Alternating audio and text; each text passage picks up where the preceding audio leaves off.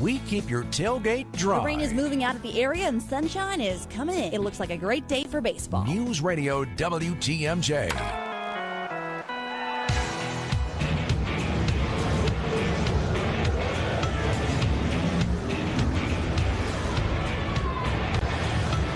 Welcome you back to Coors Field as we wrap up the On Deck show built by Menards. Brewers and Rockies getting set for the second game of this 4-game series and the beginning of this road trip for the crew. A 3-city trip, 10-game road trip. Got off to a good start last night with that 5-2 victory.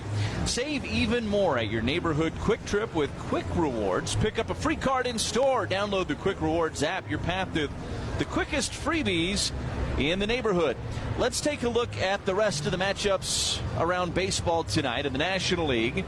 The Phillies with a 1-0 lead over the Mets. That game is in the bottom of the 5th inning. Odubel Herrera has hit his 6th home run of the season. Bottom of the 4th inning in Pittsburgh, it's Andrew McCutchen's return to PNC Park. And right now the Pirates having the laughs. They're up 5-2. Starling Marte has hit his 6th. Jose Osuna has hit his 2nd. Top of the 5th inning in Miami, the Marlins leading the Braves 4-2. Ozzie Albies has hit his 12th of the year. JT Realmuto has hit his 5th for Miami. Washington is at Arizona. Cincinnati is at the Dodgers tonight. And St. Louis continues their series in San Diego against the Padres. An interleague matchup earlier today, a final. The Cubs 11-2 winners over the White Sox. Chris Bryant his 7th. Wilson Contreras hit his 2nd and his 3rd of the season. Other scores in the American League. It's Baltimore with a 2-1 lead over Tampa Bay in the bottom of the 6th inning. Manny Machado has hit his 11th home run of the season for the Orioles. Bottom of the 5th inning in New York, the A's with a 5-1 lead over the Yankees. Chris Davis has hit his 10th. Matt Chapman his 7th. Gleyber Torres has hit his 3rd for the Yankees. Top of the 5th in Toronto. Red Sox leading the Blue Jays 3-2. Xander Bogaerts has gone deep for the 4th time this year. They're in the bottom of the 4th in Cleveland. The Indians with a 5-4 lead over the Royals. Jose Ramirez has hit his 11th. Yonder Alonso has hit his 9th. Postponed today, Seattle at Detroit. They're in the top of the 2nd. Texas is at Houston, no score. And coming up later on tonight, Minnesota visits the Angels out in Anaheim. Chad Bettis, the starting pitcher tonight for the Rockies, taking his final warm-up tosses. And with the play-by-play, here's Jeff Levering. All right, thanks, Lane. A reminder from Habish, and Rotier. This broadcast is authorized by the Milwaukee Brewers Baseball Club.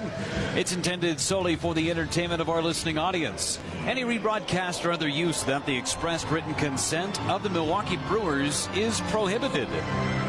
If you or your family are injured, you may need a good law firm on your side at Habish, and Rotier. They fight for what's right. Visit Habish.com.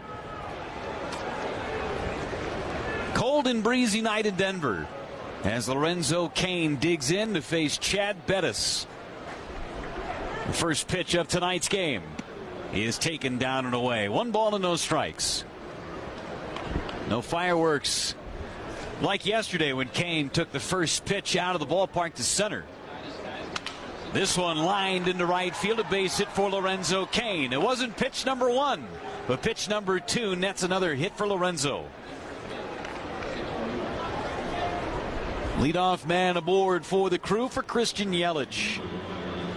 Cain on base 5 out of the first 6 times he's come to the plate in this series. And now Yelich, who was 1 for 4 with a walk in last night's series opener. .297 with his average, 3 home runs and 11 driven in. Pretty steady breeze blowing in from center field tonight. Cain with a good lead. The pitch from Bettis, and Yelich took a strike on the outside corner, and it's 0-1. Breeze really picked up from about the 7th inning on in last night's game. Didn't really affect many fly balls. Brewers relievers were striking out a ton of Rockies hitters, including Jeremy Jeffress striking out the side in the 9th. The 0-1. Yelich swings and misses at a breaking ball down and in, and it's 0-2 on Yelich.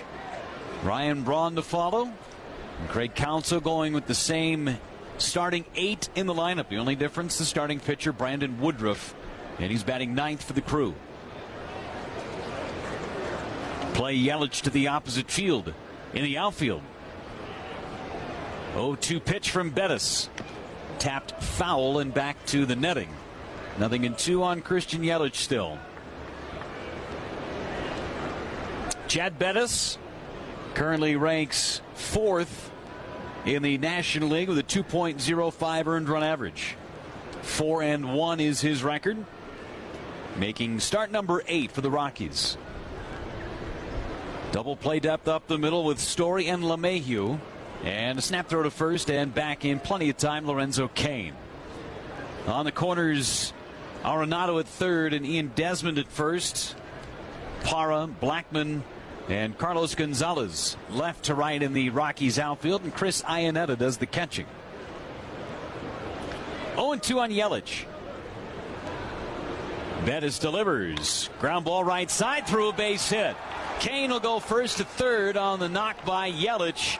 And the Brewers are in business in this top of the first inning. A 2-strike base hit for Christian Yelich just past Ian Desmond, who was holding on Lorenzo Cain. And now it's Ryan Braun, who's the only Brewer in yesterday's game not to reach base safely. Was 0 for 5, hit a couple of line drives, but right at the left fielder and right fielder respectively. So here's Braun. 66 degrees. Threat of rain, but later on in the evening. Game conditions presented by Allied Resource and Recovery.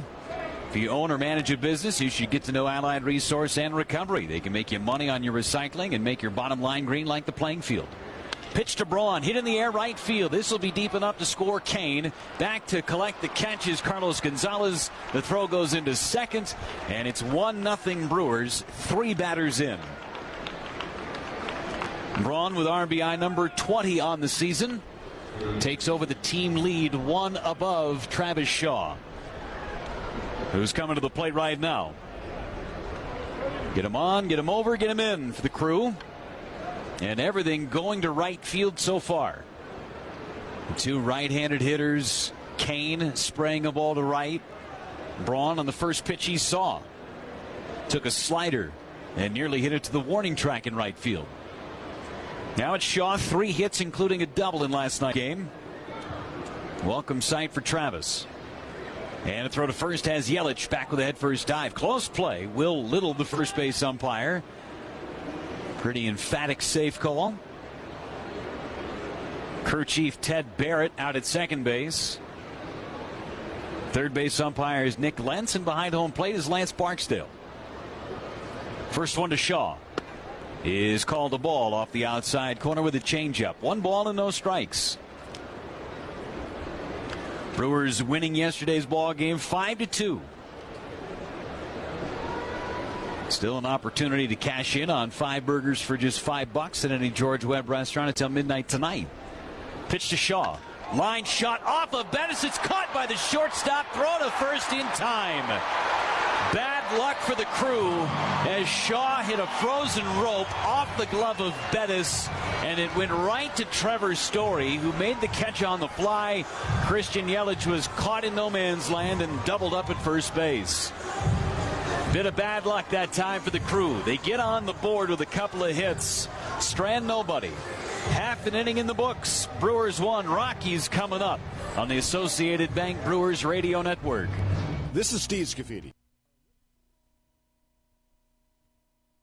Trying to shut down the voices and words of conservatives simply because they disagree with their opinions. Whatever happened to an open and honest exchange of ideas and free speech? Another pitch from Brandon Woodruff. Made his debut, did Woodruff, and he was excellent down in Tampa Bay. He's been really good in his 5 big league appearances this year, too. 4 of those out of the bullpen. He's made 1 start. This is start number 2. 2-2 and coming back on Charlie Blackmon. Swinging a bouncer, hit to second base. There's Hernan Perez to gobble it up and throw to first, and Blackmon out number 2. Woodruff doing a nice job getting in on the hands of Charlie Blackmon that time. And he threw him nothing but fastballs, ranging between 95 and 97. Now it's Nolan Arenado. 316 average, 8 home runs. He's driven in 21. 0 for 2 with a pair of walks in last night's game. He's given the Brewers fits in the past, but he's given everybody in baseball fits over the last few years. First one from Woodruff. Up and in, fastball. 1-0 on Arenado. Perennial 35-plus home run guy, 100 RBI guy. Each of the last 3 seasons for Arenado. Play him to pull slightly on the infield. Here comes Woodruff. That's a strike on the outside edge. Best velocity we've seen at 98. Coming out and throwing some fire is Brandon Woodruff. Brett Phillips optioned back down to AAA after the ball game last night to make a spot for Woodruff. The 1-1 hit foul and right back to the netting. He was on that 98-mile-an-hour heater, and it's 1-2.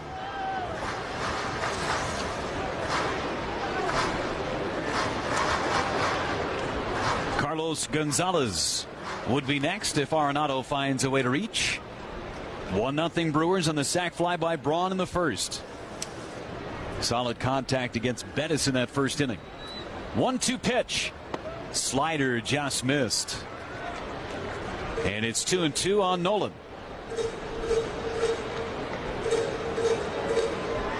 Craig Counsell talking about Brent Suter making the start on Sunday in the series finale. Chase Anderson gets the call tomorrow, filling those couple of spots in the rotation. 2-2. Popped him up. First base side. Will it stay in play? Aguilar has a bead on it on the warning track in foul ground. And that will end the inning. Woodruff with a 1-2-3. Bottom of the first. On to the second in Denver. It's 1-0 Brewers on the Associated Bank Brewers Radio Network. When the Bars got the game. Second inning in Denver. 1-0 Brewers. Jesus Aguilar to lead it off against Chad Bettis. 7 or more runs in any inning for the Crews in Menard's big inning. That would make Jamie Johnson from Eau Claire winner of a $500 Menard's gift card. Visit any participating Menard's store to enter. Good luck to you, Jamie Johnson. Here's Aguilar on base 4 to 5 times last night. Takes the first pitch strike, and it's 0-1. Was 1 for 2 officially. A double. Couple of walks and was hit by a pitch. Average at .354 for the Brewers slugging first baseman. 0-1, missed down and away with a cutter. 1 ball and 1 strike. Looking to drive something here on 3-1. Here comes Bettis. And it's low, ball 4. Leadoff man aboard for the Crew in the second. Here's Hernan Perez, who had a big night last night. 2 for 4. 2-run single in the contest. And the Brewers have been looking for some sort of spark from the second base position this year. Jonathan Villar has had the lion's share of playing time there, hitting .270. He's homered just once, driven in 9. Hernan Perez, who plays a little bit more consistent defensively at second, and with Eric Sogard in the minor leagues. Perez getting a shot. Pitch to Hernan is a strike on the outside corner at 91. Also trying to get Perez bat going.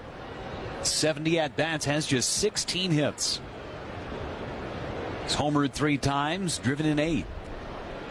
Important piece of this Brewers puzzle. Pitch. Line drive up the middle and past the glove of LeMahieu into center. Aguilar puts on the brakes and stops at second base.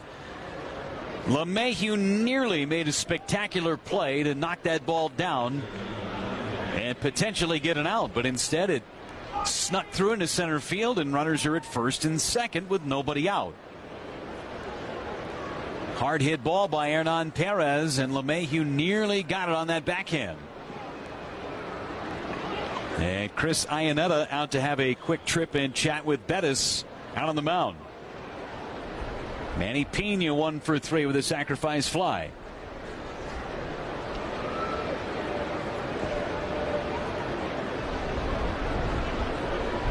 Bettis stretches out just a touch behind the mound. No sleeves for Bettis today, at least the long sleeve variety. The Rockies wearing the black vest tops, and Bettis going with the short sleeve black t-shirt underneath. Pitch to Pena. Ground ball first base. It will be fielded by Desmond. Throws the second for one. On to first, and it's not in time. Manny Pena beat the return throw. Didn't hit it hard enough to try and turn two, and Desmond took a little bit too much time getting the ball out of his glove to begin with. Pena able to make it to first base on the fielder's choice. Over to third goes Jesus Aguilar, and Orlando Arcia try to tack on another run for the Brewers. Arcia is just 1 for 9 lifetime against Chad Bettis. This Brewers team seeing Bettis for the 5th time ever. He's 2-1 with a 2.88 ERA in 4 prior starts. Got a no decision against the Crew last year. Again against Brandon Woodruff on the 19th of August. First one to Arcia. Down and in with a big curveball. 1 ball, no strikes on Orlando. 1 for 4 last night with an RBI. Beg your pardon, an infield single. He's been hitting the ball hard of late, but not a ton of results to show for it. Right side of the infield wide open. Pitch, line drive, base hit back up the middle. It's 2-0 Milwaukee. Arcia getting a good pitch to hit and took it right back where it came from. Back-to-back innings with runs for the Crew. And now Brandon Woodruff with an opportunity here. Cut fastball, and Orlando Arcia stayed with it nicely. Woodruff 2 for 10 in his career. Had a base hit against these Rockies off of Bettis last year. Hits from the left side, squares around to bunt, pulls it back and takes the ball down low. 1-0. Woodruff has 1 at-bat this year with the Brewers. Had a sacrifice bunt in his start against the Cubs in early April. Corners playing in with Desmond and Arenado. Pena does not run well at second as Woodruff lays down a bunt. It's a good bunt. Desmond has it, looks to third. The throw got him at third base. Really close play. Woodruff laid down a beautiful bunt right off the plate to Desmond, and there was some slight hesitation in the first baseman as he made the play. Fired to third. Pena slid in, and Pat Murphy on the phone with the video department says let's play on. Really close play at third. Pena got a good break on it. Desmond with a slight hesitation, but able to throw just in time to get Manny Pena. Very close. So now Lorenzo Cain. Base hit to right field his first time. Hits again. Here's the pitch. Cain took a breaking ball for a strike. It's 0-1. So Arcia is now at second base. Woodruff at first on the fielder's choice. And the bottom of the order again producing. RBI hit by Arcia. 2-0 Milwaukee. 2 outs in the second. Pitch to Cain. In tight with a fastball. And it's 1-1. Brewers in the midst of this 10-game 11-day road trip. Go to Arizona next and then finish it off in Minnesota. And the Brewers come back home for a 10-game homestand. Diamondbacks, Mets, and Cardinals. 1-1 pitch. On the inside corner that time. 1 ball and 2 strikes. Be your one and only chance to see Paul Goldschmidt and the Diamondbacks. Monday the 21st through Wednesday the 23rd. Lock in your seats today at Brewers.com. Arcia, good lead out at second. Woodruff not being held on at first. The pitch. Off the inside corner. It was close. Bettis tried the front door cutter. And it's 2-2 on Lorenzo Cain.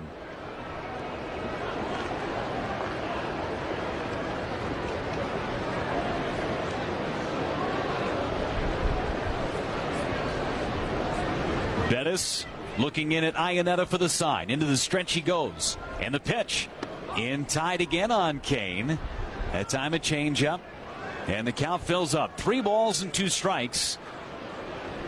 And now Arcia and Woodruff will have a head start.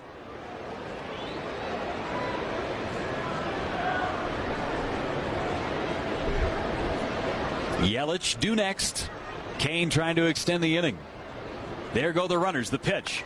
Tapper hit towards the mound. Bettis with a backhanded stab. Gloves throws to first, and Kane is out. And the inning is over. Brewers get a run on a couple of hits and strand a pair. Bottom of the second coming up. 2-0 Milwaukee on the Associated Bank Brewers Radio Network. Who can you trust when your car needs tires or service? It feels like there's a service center on every block. Put your trust in people who have called Wisconsin home for 80 years. Pops Tire. Now with nearly 100 locations. Pops is locations.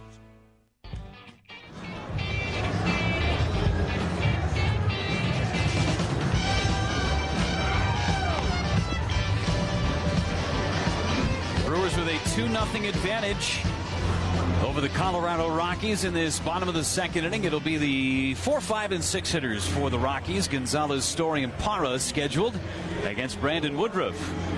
Mills Fleet Farm, proud to sponsor all saves this season. Mills Fleet Farm is your destination for all things spring. Come in for great deals on your lawn, patio, and outdoor cooking needs. Mills Fleet Farm since 1955. Understand there was a little bit of rain back in Milwaukee earlier today. No better time to get some seed down on the grass, fertilizer down as well, and get ready for spring. Grills will be fired up. Crew coming back home for a long 10-game homestand after this long 10-game road trip. Funny how that works. Gone for 10, home for 10. Fans will be ready for them. Good matchups, too. Diamondbacks, Mets, and Cardinals. Into May, school about to wrap up for most of the area schools. Some into June, some at the end of May. Just depends on those snow days, I suppose. I think there was only one this year. First pitch to Gonzalez. Hit foul and out of play left side. Stays 0-1 now. I think there was one day this year where they called off school, which is actually fairly rare. We're pretty hardy in Wisconsin. We get to school, rain or shine or blizzard. Still get there. Uphill both ways. 0-1 pitch to Gonzalez. Down and in with a breaking ball. 1 ball and 1 strike. Through the snow, definitely. It's amazing. Rarely call off school. Tough. Raise them tough in Wisconsin. 1-1 pitch to Gonzalez. Ground ball sharply hit. Shaw's got it on the forehand. Throws to first in time. Gonzalez is out. Nothing Gonzalez could do any better. Just a great defensive play made by Travis Shaw, who is playing Gonzalez to pull. Nicely done. 1 up and 1 down for Trevor Story. Story hit a home run in last night's ball game. For Story, his 8th.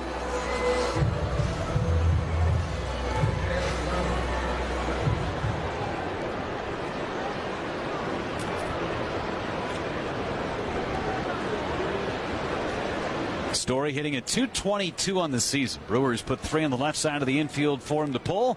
Here's the pitch, and it's up and away. 1 ball and no strikes. Oh, his station break. We'll get that to you in a matter of moments. 2-0 Brewers in this second inning. Sac fly by Braun. RBI single by Arcia. Staking Woodruff to this 2-0 lead. Pitch to Story. Fouled off of Manny Pena and right off of his mask. And Lance Barksdale has to help him keep his footing. Let's take 10 seconds right now on the Associated Bank Brewers Radio Network. Breaking news, weather, and traffic 24 hours a day. This is Wisconsin's radio station, 620 AM and 103.3 FM. W277CB. WTMJ, Milwaukee. Along with Lane Grindle and our producer and engineer Kent Sommerfeld, Jeff Levering with you from Coors Field in Denver. Dan Wright, Brewers athletic trainer, out for just a brief chat with Manny Pena, making sure he's okay. Got him right off the side of the mask on that foul ball hit by Trevor Story. And then it lodged underneath home plate umpire Lance Barksdale's mask and his chest protector. A little too for that time on that foul ball, but definitely Pena got the brunt of it. 1-1 on Trevor Story. Into the windup goes Woodruff and coming back. Check swing at a breaking ball and it just missed. 2 balls and 1 strike on Story. Parra to follow. Wind definitely a factor today. Here's the pitch to Story. Popped him up. Right behind second base, Orlando Arcia now almost directly on second base. He makes the call and makes the catch. 2 are up and 2 are down. The wind, if it wasn't there, maybe pushes it into shallow center, but it's whipping in from right center. Arcia stuck with it, made the catch, and now it's Gerardo Parra. 5 up and 5 down so far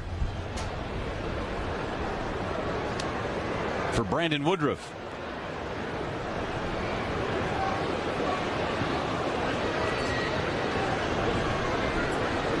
Parra 0 for 4, bounced into a critical double play for the Rockies last night. Here's the pitch, and it is a strike, and it's 0-1.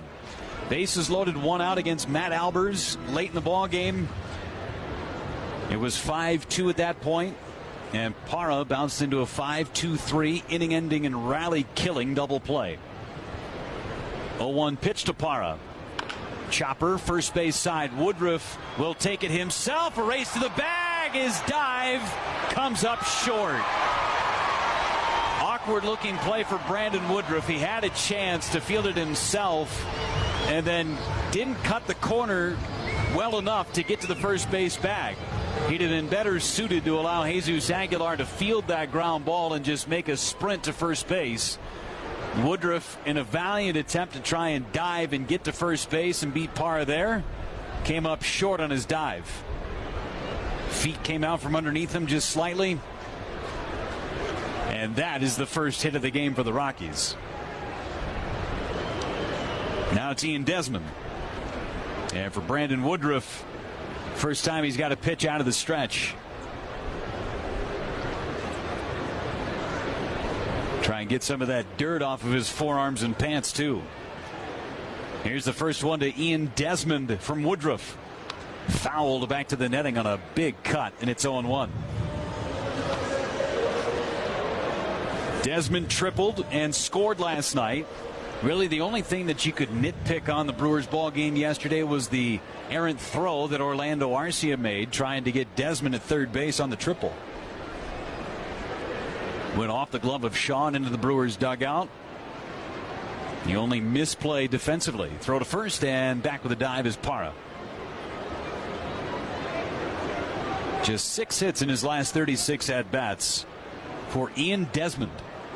Signed a big contract a couple of years ago with the Rockies after a sensational year as the center fielder for the Texas Rangers.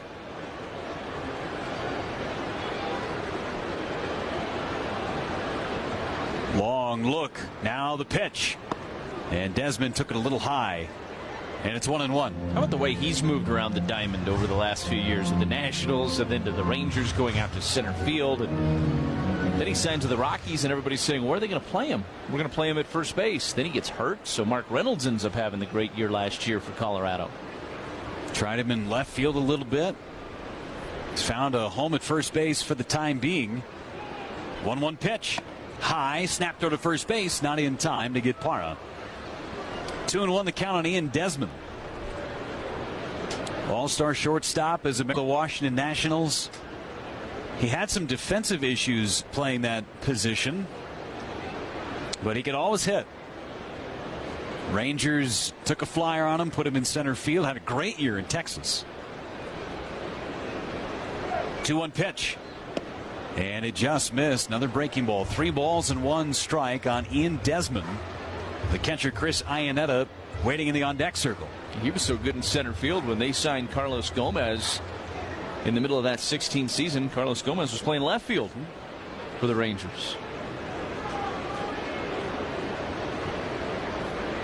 3-1 on Desmond. Dangerous pitch from Woodruff. Here it is. And that's a strike on the outside corner at 97. 3 balls and 2 strikes. And Parra will be running with the pitch. Bud Black just happy to see a healthy Ian Desmond. And if he can get back to what he was as a member of the Rangers or his last couple of years with the Nationals, adds just that much more power to this Rockies lineup. 3-2. Aguilar playing behind Parra. Here comes Woodruff. Swing a line drive left center field. That's going to get down for a base hit. Kane charging. He's going to have to hurry. They're going to wave Parra. Arcia's got it. His throw to the plate. On the bag, but not handled by Pena. Parra's safe at home, and it's 2-1. Arcia had Parra at home, but he short hopped the throw to Manny Pena, and Pena couldn't scoop it.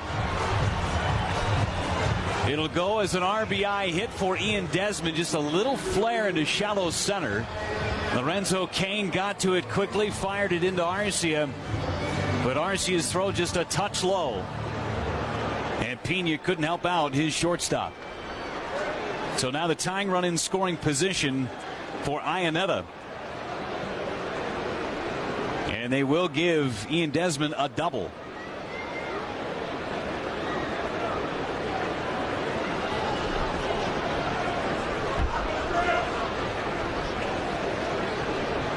First one to Iannetta. Check swing and a slider. Doesn't matter. It's a called strike. That play that Woodruff and Aguilar were not communicating on that allowed Parra to reach.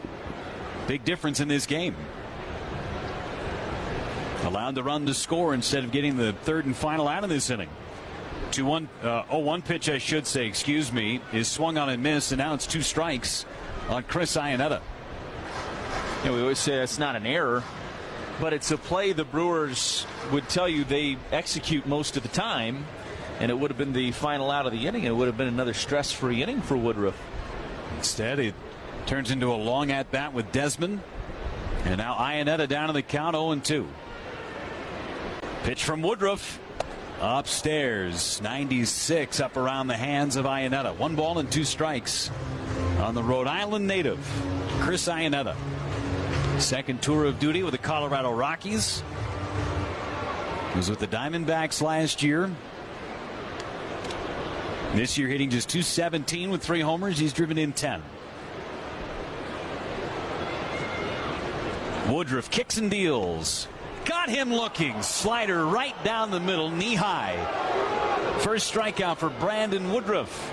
And he gets through that second inning. 1 run on a couple of hits for the Rockies. And at the end of 2 innings in Denver, it's 2-1 Milwaukee on the Brewers Associated Bank Radio Network. This is Steve Scafidi. Scafidi, Wisconsin Values. Back in Denver, 2-1 Milwaukee. Third inning is here. Yelich, Braun, and Shaw scheduled against Chad Bettis. Don't forget, folks, you can always text the booth. It's presented by U.S. Cellular. Text the word brew, followed by your name and where you're from and a question to the number 82783. Could win tickets to an upcoming ball game. Visit BrewersRadioNetwork.com for more details. Yelich, base hit to right field his first time up. First one from Bettis is good on the outside corner for strike 1. Yelich lifetime is 4 for 5 against Chad Bettis. Here's the 0-1. That missed off the inside corner. 1 ball and 1 strike. Good job of Brandon Woodruff limiting the damage in that second inning after the infield single by Parra. Just the bloop double by Desmond. Pitch to Yelich. Off the inside corner again. 2 balls and 1 strike. That was a Coors Field double. His outfield dimensions are so vast, and the ball carries so well. As the 2-1 is on the outside edge with a breaking ball, and it's 2-2. Outfielders have to play very deep, and you can get those little bloops in front of outfielders. Normally singles, they turn into doubles. 2-2 pitch. Yelich ground ball hit to short. Story had him play perfectly. Throws to first base in time. 1 up and 1 down in the Brewers' third. Ryan Braun sacrifice fly back in the first. Coming up against Bettis. Landon Donovan will headline an international soccer match in Miller Park on Wednesday, July 11th, as Liga MX squad Club Leon battles rival opponent CF Pachuca. Tickets are on sale now at brewers.com/soccer. Score tied 0-0. Pitch to Braun. And that is a strike. And it's 0-1. Not our score, the soccer score. Yeah, that one's going to be tied 0-0 for a while until they get that match going. The 0-1 in tight, 1 ball, 1 strike. And even then it might be tied at 0-0 for quite a while. Wednesday, July 11th, right after the MLB All-Star game. 1-1 pitch. Fouled back to the netting. Big cut by Braun and missed one. 1-2.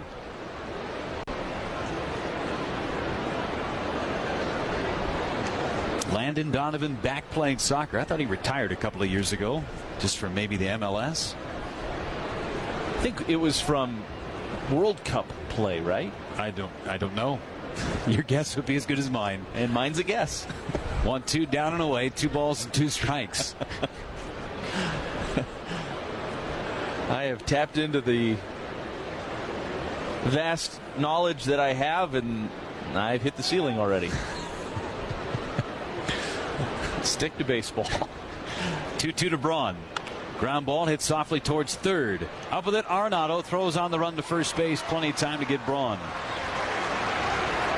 Couple of ground balls for 2 outs. And now it's Shaw who laced the ball off the glove of Bettis right to Trevor Story for a double play.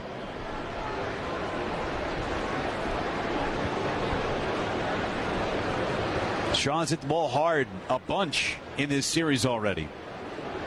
It's a good sign. Brewers need him to get going.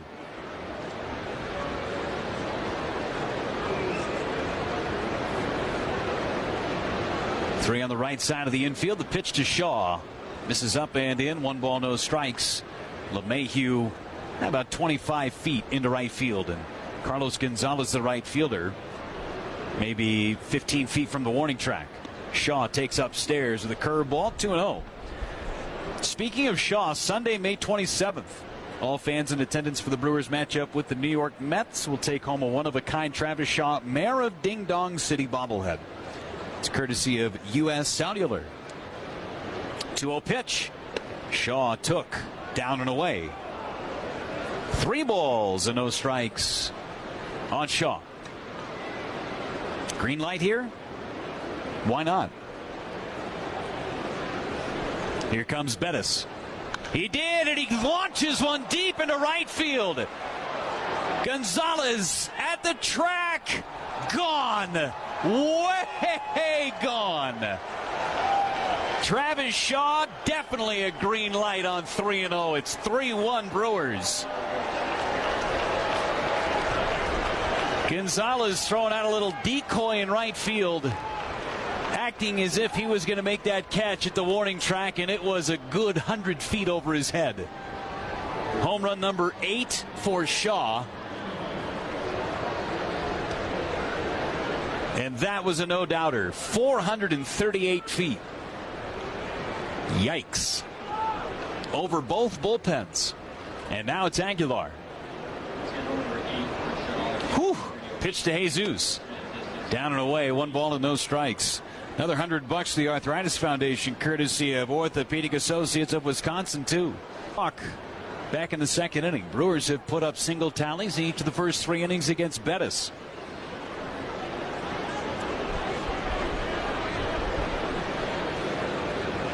Three-one pitch. Aguilar took down and away. He's walked again. That's his 4th walk in the series. Travis Shaw, middle fastball. And he knew it.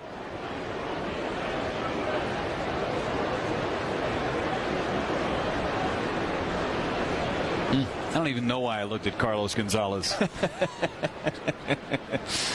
I got scared.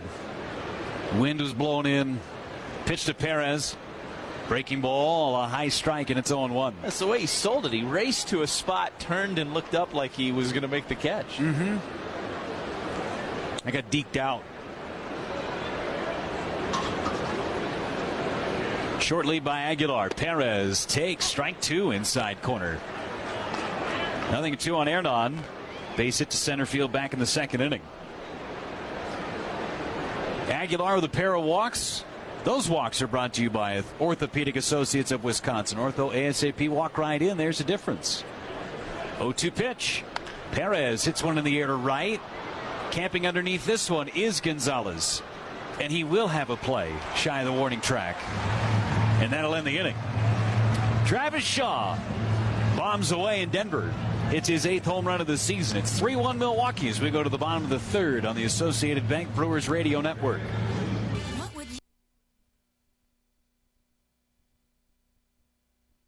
Baseball. He just hit a walk-off alley. With the home of the Brewers. News Radio WTMJ.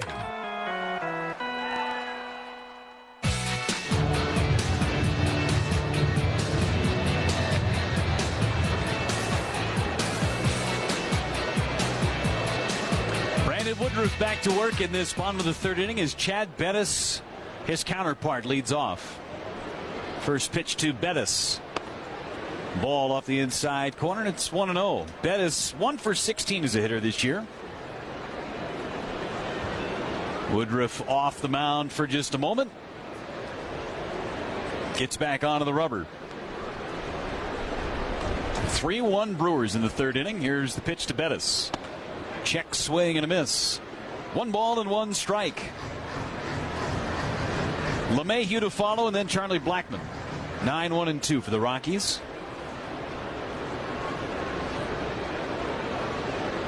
Woodruff winds and fires. Bettis took strike 2.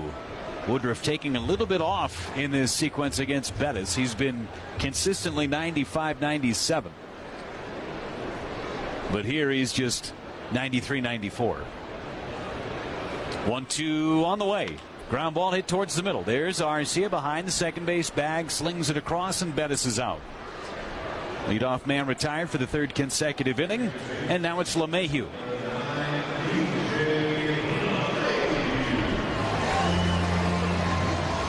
LeMahieu, soft line drive to second base his first time up. Well, getting the leadoff man improves your chances to score.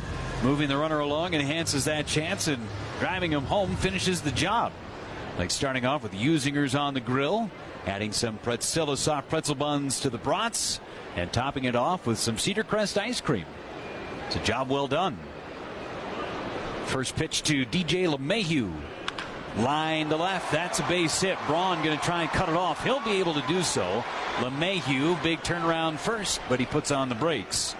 1 out single. Ahead of Charlie Blackmon.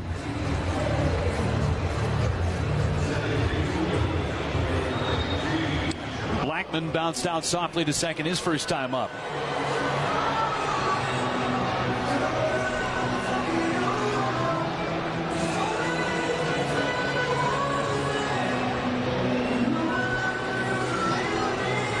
Travis Shaw with his 8th home run of the season. Just saw a stat lane that said about players swinging at 3-0 pitches.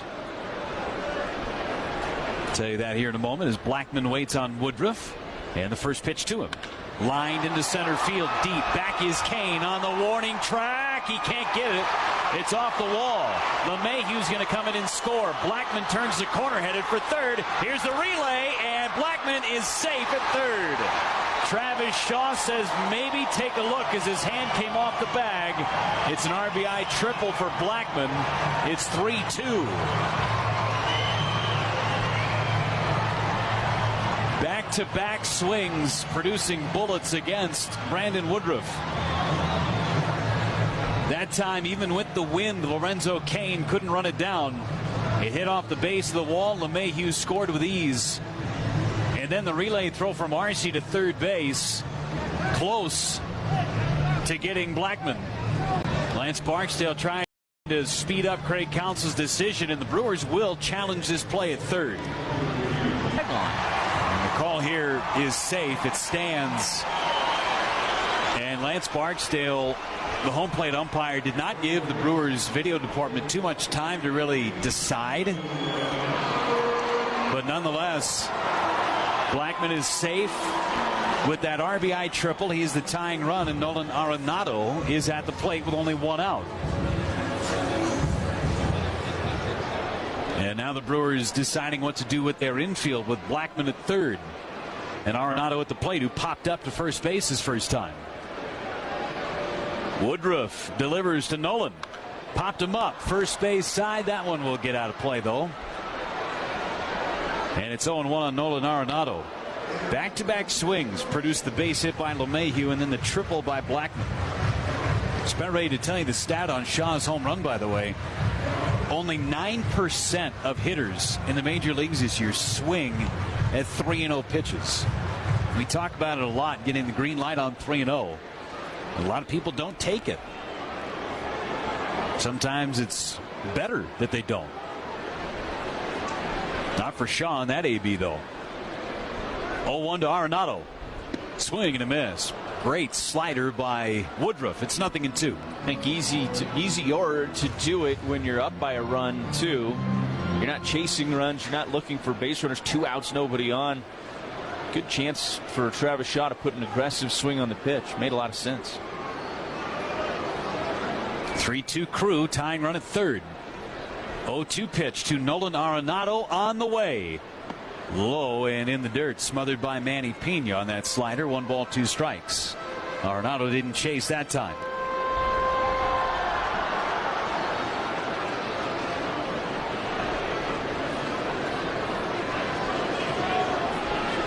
Brewers playing very deep in the outfield, deep on the infield too. Only 1 out. 1-2 pitch. Ground ball sharply hit under the glove of Arce. It's a base hit for Nolan Arenado, and this game is tied 3 apiece. The top 3 hitters in the order. Second time through against Brandon Woodruff. Single, triple, single. And all well struck. And now Derek Johnson out to have a quick trip and chat with Brandon Woodruff. Velocity still good. That one at 96. But maybe a touch more middle than what Manny Pena wanted. And now Carlos Gonzalez will hit with a runner at first base and still only 1 out. Well, tailgate season is just getting warmed up. The all-new Brewers tailgate ticket pack. Fans can get 6 Friday game tickets plus 2 free parking passes, all for just $20 a person. Learn more at brewers.com/tailgate.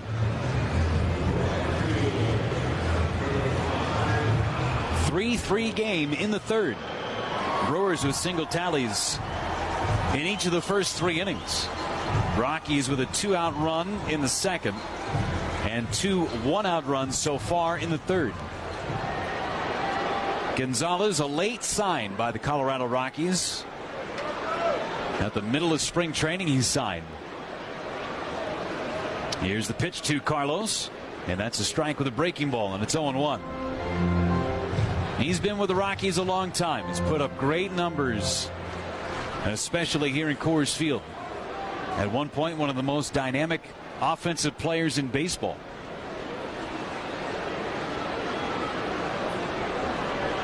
Here's the 0-1. Ground ball sharply hit. That's back up the middle, a base hit. Arenado's going to turn second. He's headed for third, and there will be no play. Runners are on the corners. 4 straight hits for Colorado.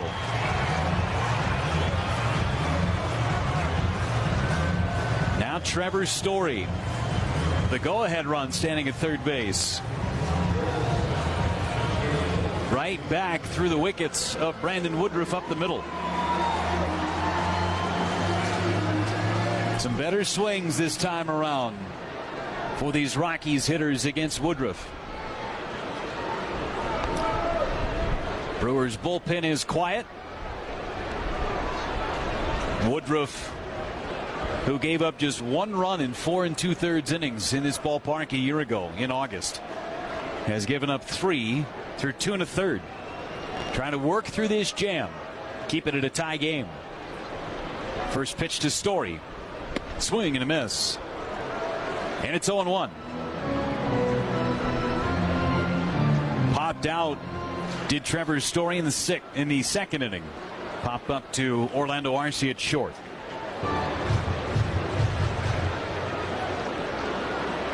Type of game that used to seeing in Denver. 3-3 third inning. 11 hits so far between the two teams. Everybody's ready. Another payoff pitch to Story. Fly ball center field. Kane back. Shy of the warning track. Makes the catch. Tagging and coming in to score is Arenado. And staying at first base is Gonzalez. And the Rockies have taken a 4-3 lead on the sacrifice fly by Trevor Story. It's a really good at-bat from Story. 10 pitches, fouled off a number of tough ones. And then finally able to square one up and hit it to the warning track. Slider down and away. And now it's Gerardo Parra. 2 gone, runner at first. Still a ton of time.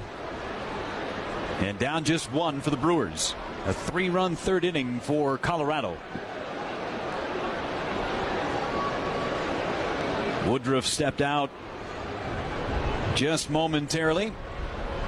Parra, who reached on a 2-out single, and since that defensive miscommunication in the second inning on that Parra infield hit as he throws one in the dirt, blocked nicely by Pena. 1 ball, no strikes on Parra. Woodruff hasn't had that edge. He usually pitches with a slight edge, but Parra, who hit that ball up the first base line, just a slow roller. Woodruff took it himself, tried to get the out at first base, slipped. Parra was safe, and then scored on the bloop double by Ian Desmond.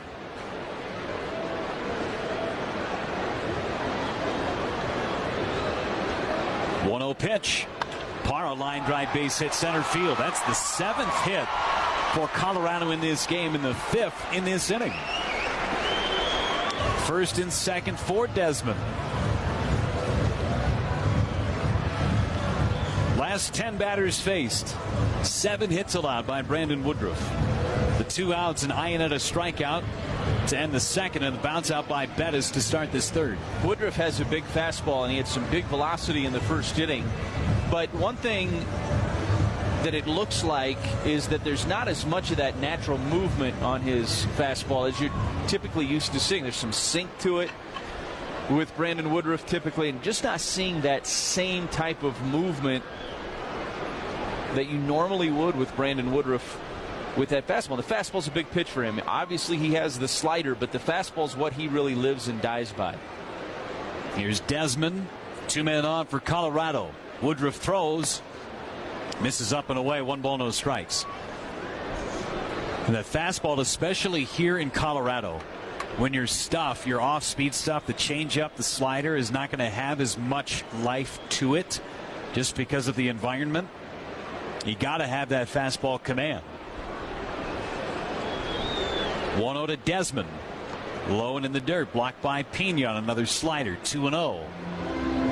Desmond is the 8th man to hit in this inning. And through the first 2 innings, he'd thrown 35 total.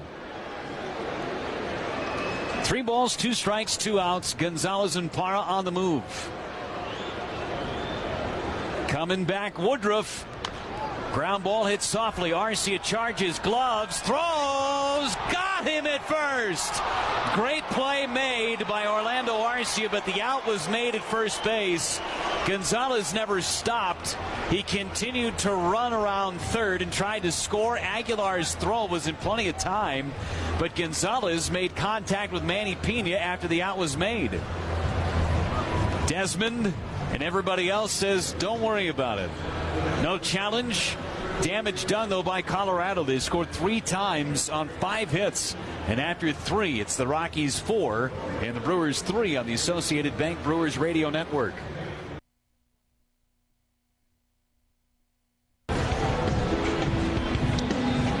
Brewers find themselves trailing for the first time in this series. It's 4-3. And Orlando Arcia will be due up second in the inning. Manny Pena set to lead it off. And in to call the action for you, here's Lane Grindle. All right, thank you, Jeff. Tough bottom of the third inning for Brandon Woodruff. And the Rockies have grabbed the lead for the first time in this series.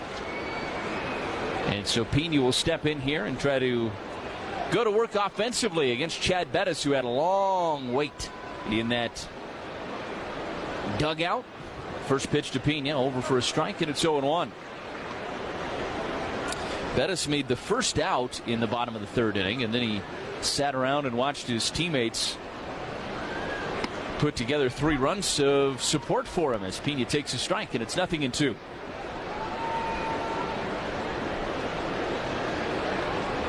Bettis is at 51 pitches, brings home number 52. That's down in the dirt. Good block by Iannetta, and it's 1-2 strikes here on Pena. Manny Pena, fielder's choice back in the second inning. Almost a double play ball. He was able to hustle down the line and beat out the throw to first. Takes a called third strike on the inside part of the plate. A fastball at 91. Manny didn't agree with it. Turned and looked at Lance Barksdale. And then spins out of the box and heads back into the dugout. 91 right on that low and inside corner. And it's a pretty good pitch from Chad Bettis. Pena maybe just as frustrated with himself as anything else. Here's Orlando Arcia. And Arcia with an RBI single his last trip to the plate. Takes a first pitch strike, and it's 0-1.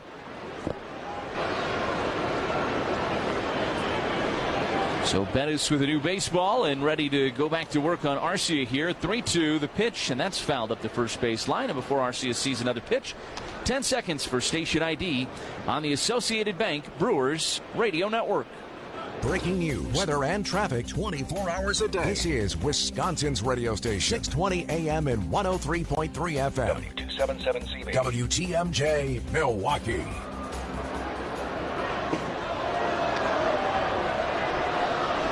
With Jeff Levering and Kent Sommerfeld, Lane Grindle with you from Coors Field here in Denver, Colorado. A 4-3 Rockies lead. 1 out, nobody on. Orlando Arcia with a 3-2 count against him. He's fouled off a handful of pitches against Bettis. And Bettis brings home the pitch, and Arcia takes it down and in for ball 4. So Orlando Arcia, a 1-out base runner for the Crew here in the top of the 4th inning.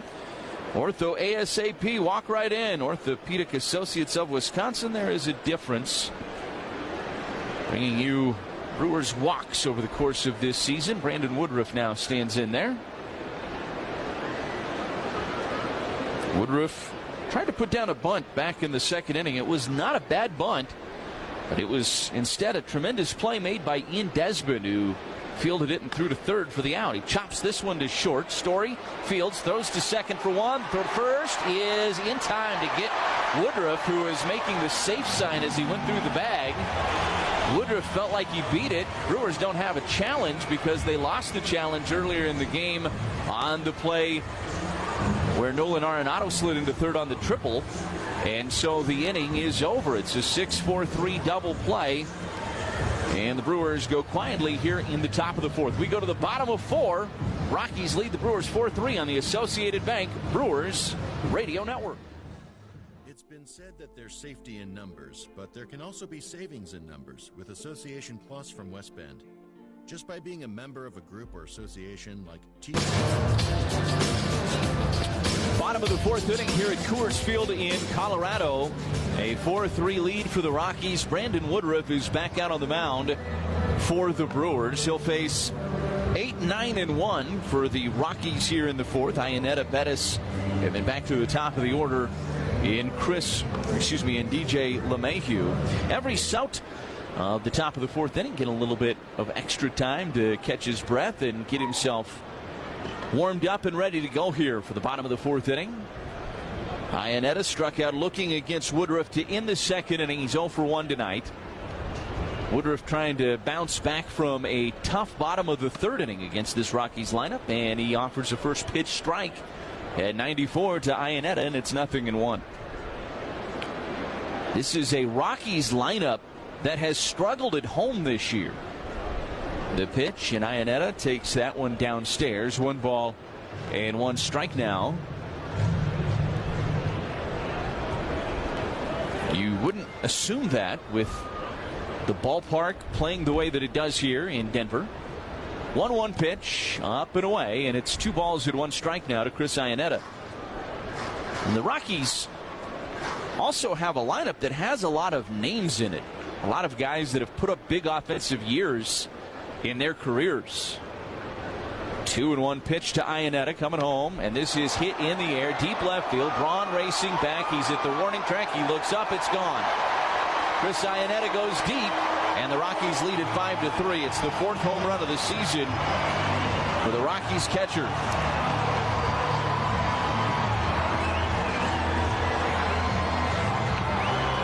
First home run that Woodruff has allowed tonight. But the Rockies picking up where they left off with some hard contact really throughout the 3rd inning, and continuing with the home run from Iannetta to left center field to lead off this bottom of the 4th inning. And here's Chad Bettis. Woodruff's 70th pitch of this outing, swung on and missed, and it's 0-1. I was talking about the Rockies offense. Charlie Blackmon's had huge years. DJ LeMahieu has batting titles. Carlos Gonzalez getting a little bit older, but still a guy that's put some big offensive numbers up over the years. Misses up and in to Bettis. 1-1 the count now to the Rockies pitcher. Of course, you have Nolan Arenado, an MVP candidate year in and year out. The 1-1 pitch missed outside, and it's 2-1 strike. We talked about Ian Desmond earlier in the broadcast. Trevor Story in his rookie season before getting hurt was going to give Corey Seager everything he wanted for the Rookie of the Year award back in 2016. Here comes the 2-1 pitch, and Bettis swings on it and fouls it back into the backstop, and it's 2-2. And yet, with all of those names I just rattled off, the success that they've had, the Rockies coming into tonight batting just .245 at home and averaging just 4.1 runs per game at home. That pitch missed outside. Now the count full to Chad Bettis at 3-2 strikes. That's very surprising. Again, this is an offensive environment and a lineup built to be very offensive. 3-2 pitch. Ground ball through the right side and into right field for a base hit. Chad Bettis' 2nd hit of the season. He was 1 for 17 coming into that at bat. And just a ground ball through the right side. Still nobody out, runner at first. And now the top of the order, which really got after Woodruff the 2nd time through the lineup. Coming to the plate here in DJ LeMahieu. Jacob Barnes has begun to throw down in the Brewers bullpen. Woodruff may not be much longer for this game. 75 pitches. Had that 1-2-3 first inning. Looked like he was going to be on his game tonight. Here's the pitch, missed inside to LeMahieu, and it's 1-0. And then retired the first 2 in the 2nd, so he retired the first 5 batters that he faced tonight. And then it was Parra and Desmond with 2-out single. That was just a little infield single by Parra, and the soft 2-out RBI double by Desmond that got a run across in the 2nd inning off of Woodruff, as LeMahieu swings on this one and fouls it out of play. And it's 1-1. And really, through the 2nd inning, you weren't concerned about Woodruff. It wasn't exactly like he gave up a couple of rockets to give up that run. Then he retires Bettis to start up the 3rd inning. And still really no warning signs. But then the Rockies, top of the order, 2nd time through, started making some hard contact. The 1-1 upstairs, and it's 2-1 strike. 5-3 lead for the Rockies. They have scored in each of the last 3 innings, a 3-run 3rd. And 1 run home here in the 4th so far. Woodruff from the stretch, the 2-1, missed upstairs. And it's 3 strike. I think you would say the slider has been the better pitch tonight for Woodruff.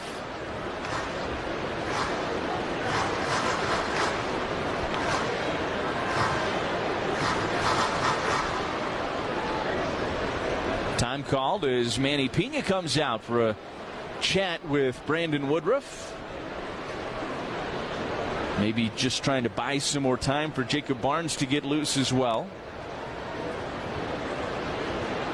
3-1 is the count here on LeMahieu. Woodruff brings home the pitch. Fouled out of play. And it's now full at 3-2. on your next Milwaukee outing. Stay all in at Potawatomi Hotel and Casino with 19 stories of luxury accommodations and breathtaking city views. Potawatomi is the perfect getaway or staycation. 3 balls and 2 strikes on the Rockies' second baseman, DJ LeMahieu. On a breezy night here at Coors Field. Woodruff brings home the pitch. It missed downstairs, and he walks LeMahieu. And the first 3 have reached against him here in the 4th. The home run, the single, and now the walk. That's the first walk issued by Woodruff tonight. And now Charlie Blackmon introduced. He's coming to the plate. Manny Pena out in front of the plate, signaling the defense to his infielders. And Craig Counsell telling Manny Pena, go out and chat with him again. So Manny Pena going to go out and chat with him again to try to just buy some more time to get Jacob Barnes ready. So Pena headed back out there for another visit with Brandon Woodruff. And that is going to do it for Brandon Woodruff as Craig Counsell pops out of the dugout. And he is going to go get Brandon Woodruff. And a disappointing finish to this outing for Woodruff after a promising start. And a lot of work to do here yet in the 4th inning as first and second and nobody away for the Rockies. They lead it 5-3. It's a U.S. Cellular call to the bullpen when the Brewers, bottom of the 4th inning, and Jacob Barnes comes into the contest for Brandon Woodruff, who goes 3+ innings tonight. Well, you can't close the book on him yet because the runners at first and second, still his responsibility. Barnes making his 17th appearance on the season, a 2.00 ERA, 18 innings and 4 earned runs allowed for Barnes. Barnes coming in to face the meat of the order for the Rockies. Charlie Blackmon, Nolan Arenado, and then Carlos Gonzalez. Unless Barnes can find a ground ball that can get him a couple of outs, those would be the 3 guys still due up here in this inning. 81 pitches for Woodruff tonight. And Blackmon first pitch swinging, a ground ball foul up the first baseline, and it's 0-1. That's second time through the lineup, and Jeff gave you the statistic. In his 9 starts, .343 the batting average against him. Second time through the lineup, and it was about double of that here tonight. 7 for 8 second time through the lineup for the Rockies. Sac fly in there from Trevor Story as well. So 8 of the 9 quality at bats against Brandon Woodruff as Blackmon takes the pitch down and in. It's 1 ball and 1 strike now. Still just a 5-3 game. As much as the last 2 innings have tilted the meter towards the Rockies, it's a 5-3 game in the 4th inning. This is a big spot for Jacob Barnes right here, and he misses inside. And it's 2-1. If you could keep this thing at 5-3 at Coors Field, that would be a little bit of momentum that the Brewers could grab back.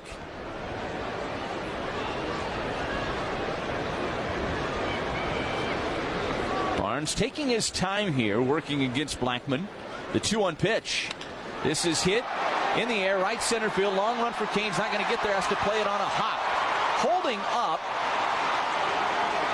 was Bettis because he wasn't sure if Kane was going to be able to get there or not. So Bettis only advances 90 feet to third.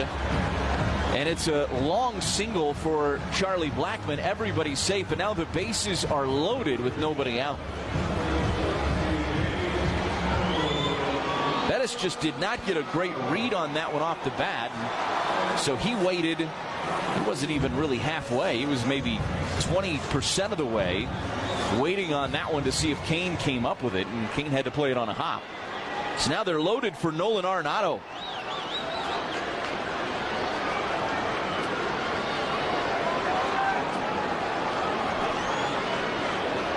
Bettis at third. LeMahieu is at second. And Blackmon is at first. And now Arenado Want to work on the bat a little bit more. Was not satisfied with it. It's the grip the way he likes it. Now he stands back in there. Good crowd on hand here tonight at Coors Field, and they have been very involved in this game over the last couple of innings. Big spot for Jacob Barnes, trying to minimize the damage here in this bottom of the fourth inning. First pitch to Arenado. Missed downstairs, and it's 1-0. That second time through for the Rockies against Woodruff, they were very aggressive early, too. A lot of early swings and some hard contact resulting from it.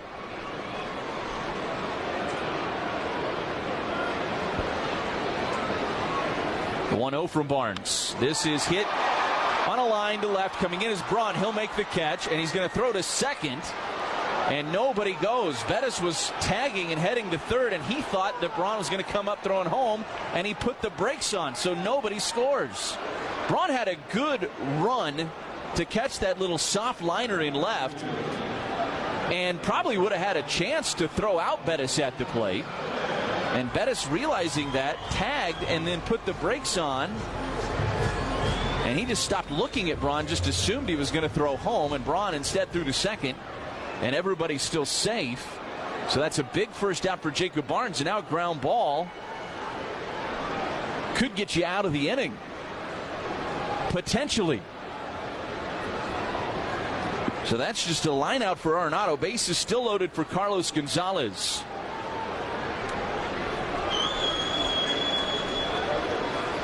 Barnes exclusively from the stretch as a reliever. Looking into Pena. Here's the pitch to Gonzalez. Bounced in the dirt. A good block by Pena.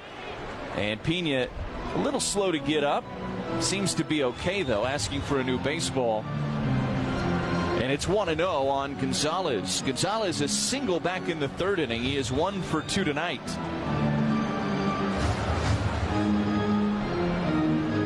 That ball from Arenado was not hit very hard. It was just a soft sinking liner to left, and Braun got a good read on it and came charging right away to make the catch. And that was a big first out here in the fourth.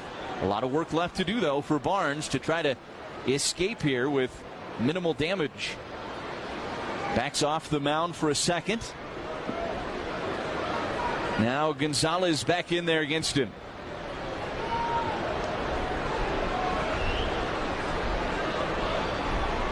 Now Barnes steps off. Little tension in the ballpark right now. You can sense it. It is just the bottom of the fourth inning, but bases loaded and 1 out. Feels like a big part of this game. Could be one of those moments in the game that goes a long way to deciding it, one way or another.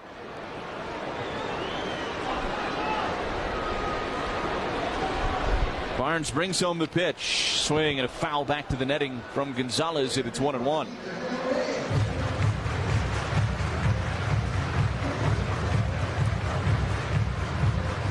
Barnes certainly a guy that can generate a strikeout or two as well. 18 strikeouts in 18 innings so far this year. Strikeout would be a welcome thing as well.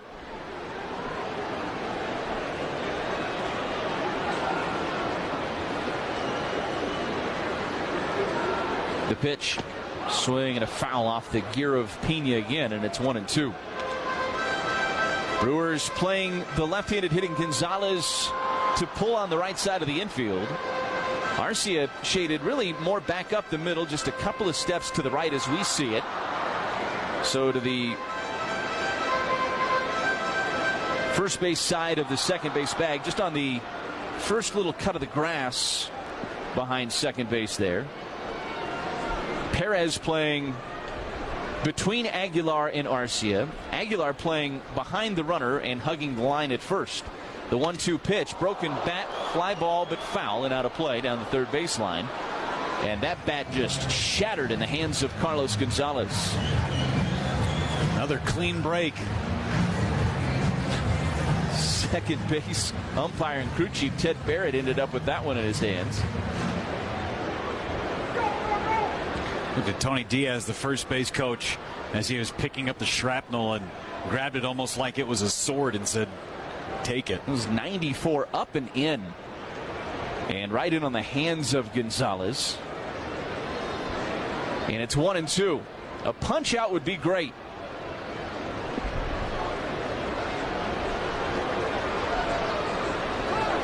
Time is called now at the plate. Time was called actually by Manny Pena. Just wanting a second. And now Gonzalez stepping back in. A 5-3 Rockies lead. Bases loaded, 1 out. 1 ball and 2 strikes on Carlos Gonzalez. Barnes is set. Looks at second. And brings home the pitch. And missed downstairs. 2 balls and 2 strikes now. Brandon Woodruff started this game. He worked into this 4th inning. Did not record an out. And the runners at 3rd and 2nd, still his responsibility. The runner at 1st is Charlie Blackmon. That is Barnes's responsibility. 2-2 here on Gonzalez. Barnes kicks, brings home the pitch. Swing and a miss. He struck him out. A cutter at 91. And Gonzalez swung through it. And that is a huge strikeout for Jacob Barnes. And now there's 2 away.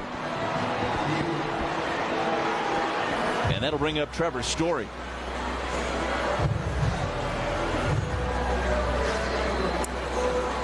Pena out.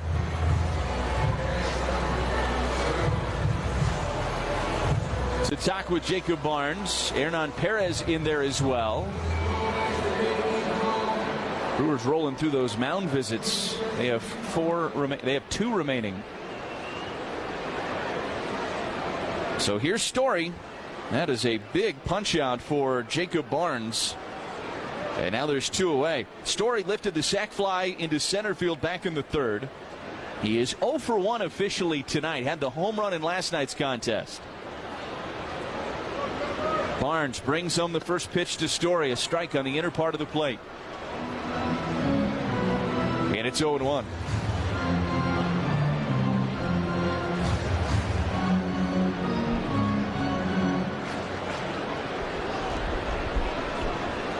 Bases loaded. 2 away for Trevor Story.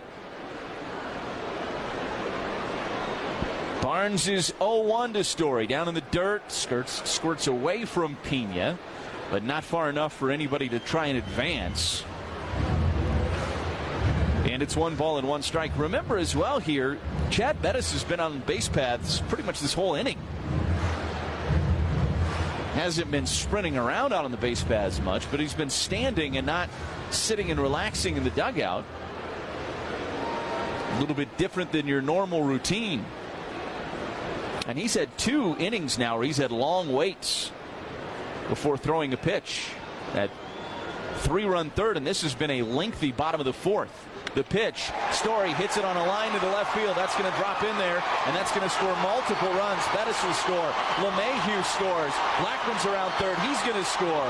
And checking into 3rd is Trevor Story. Braun took a tough angle on it. It got under his glove and rolled all the way back to the wall.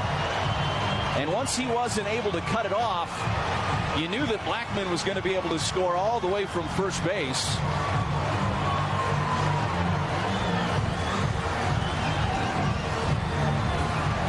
And the Rockies have plated 4 runs here in the bottom of the 4th inning, so they follow up the 3-run 3rd with 4 runs here in the 4th, and still a runner at 3rd and 2 away for Gerardo Parra.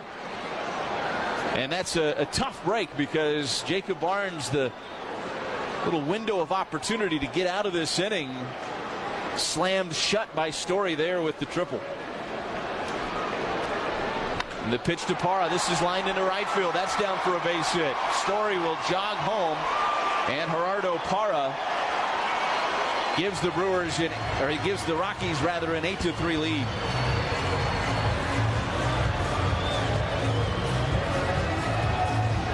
So Story's driven in 4 tonight. Parra's now 3 for 3. And the 9th batter of the inning, Ian Desmond, coming to the plate. Gave Trevor Story a triple, and all 3 runs batted in. So it's now 9-3 Rockies after the RBI single by Parra, and here's the pitch to Desmond, and a swing and a miss. And it's 0-1. Desmond an RBI double back in the second inning, a ground out in the third. He is 1 for 2 tonight. 5 runs across here in the bottom of the fourth now for the Rockies. It was a 5-3 game. It was a 4-3 game entering the inning as Desmond takes his strike, and it's 0-2. And then Iannetta launched a solo home run to start up the inning off of Woodruff. 4 more runs now have come across for the Rockies since that moment.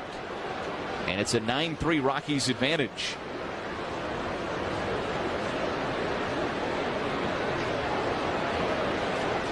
Barnes brings home the pitch. Misses low and outside, and it's 1-2.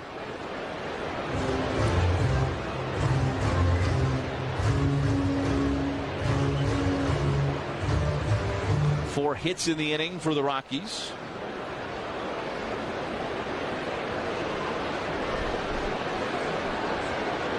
Three of the 5 runs in this inning charged to Woodruff, 2 of them to Barnes. Here's the 1-2 to Desmond, missed off the plate, and it's 2 balls and 2 strikes.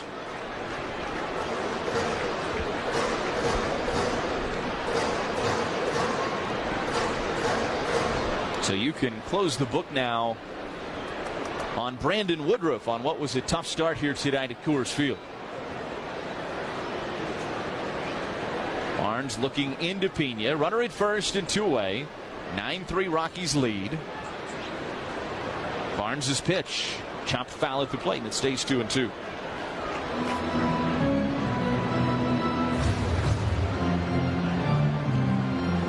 Three of the 5 hits in this inning surrendered by Jacob Barnes. Gave up the single to Blackman, the triple to Story, and the single to Parra.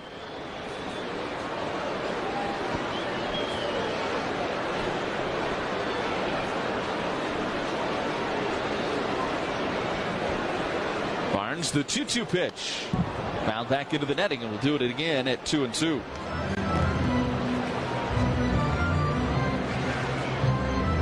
So for Woodruff tonight, 3 innings plus 9 hits,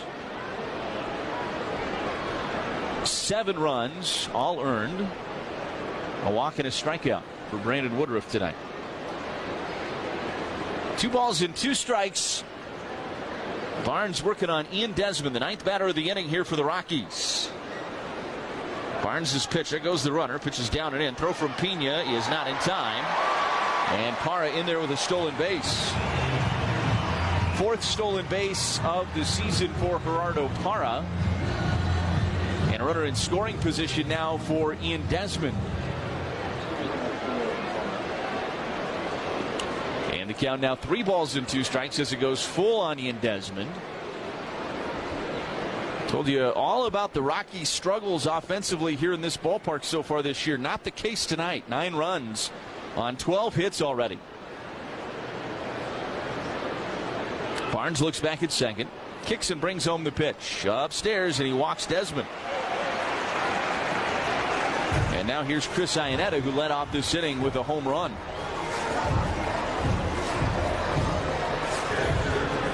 So it's been a tough bottom of the 4th here for the Crew. Trying to get this final out, get themselves back into the dugout and try to chip away at this 6-run deficit.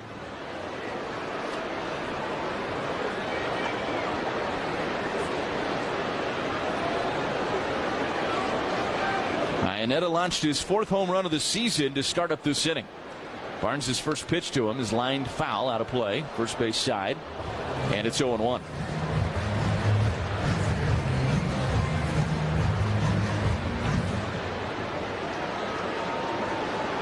First and second and 2 outs here. 5 runs home in the 4th for the Rockies.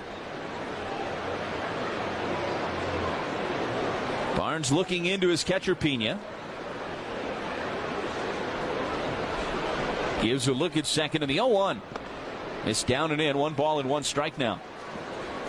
Brewers won last night's contest 5-2. It's going to take a lot of runs to give themselves a chance in this one.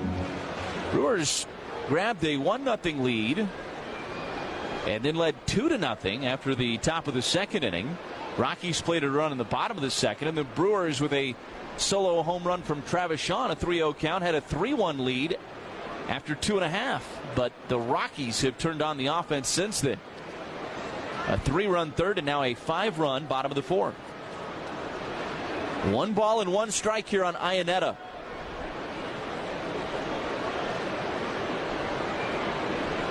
Barnes comes set. Here's the pitch. Missed down and in. And it's 2-1. Rep the Crew all season long with a limited edition Brewers snapback hat given to the first 20,000 fans at the Crew's matchup with the Mets on Friday, May 25th.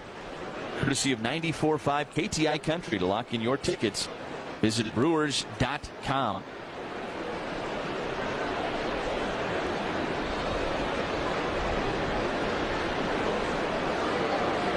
Barnes comes set, looks at second. And the 2-1 pitch. And a swing and a miss from Iannetta. And the count evens now at 2-2. Brewers will have the top of the order come to the plate in the top of the fifth inning. It'll be Kane, Yelich, and Braun all due up against Chad Bettis. Again, another long wait for Bettis during this bottom of the fourth inning with 5 runs across, and he's been on the base paths for a good chunk of it. Check swing, ground ball to Aguilar. He'll take it himself to first to end the inning. But a good go for the Rockies. They score 5 runs, and they lead it 9-3 as we go to the top of the fifth inning on the Associated Bank Brewers Radio Network. Enjoy Liney's responsibly. Wisconsin's radio station, WTMJ.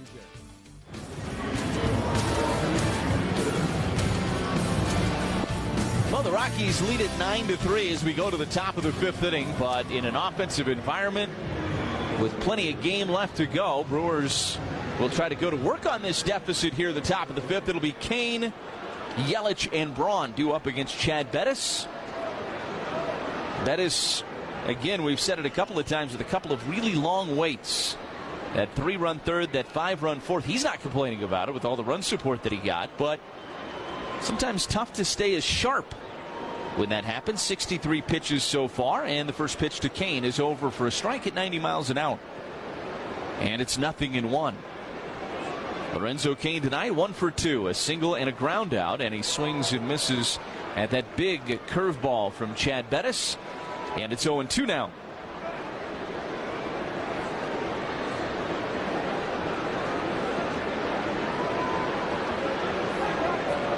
Time called as Bettis was starting to go into the windup. And Lance Barksdale, the home plate umpire, came out with both hands up to get his attention. A quick pitch and a swing and a miss from Kane. Chad Bettis with a strikeout of Lorenzo Cain, and there's one away here in the fifth as Christian Yelich comes to the plate. Leinenkugel's Summer Shandy combines German-style Weiss beer with natural lemonade flavor. Leinenkugel's Brewing Company, Chippewa Falls, Wisconsin. Please enjoy Leinie's responsibly. So here's Yelich. Yelich singled back in the first inning tonight.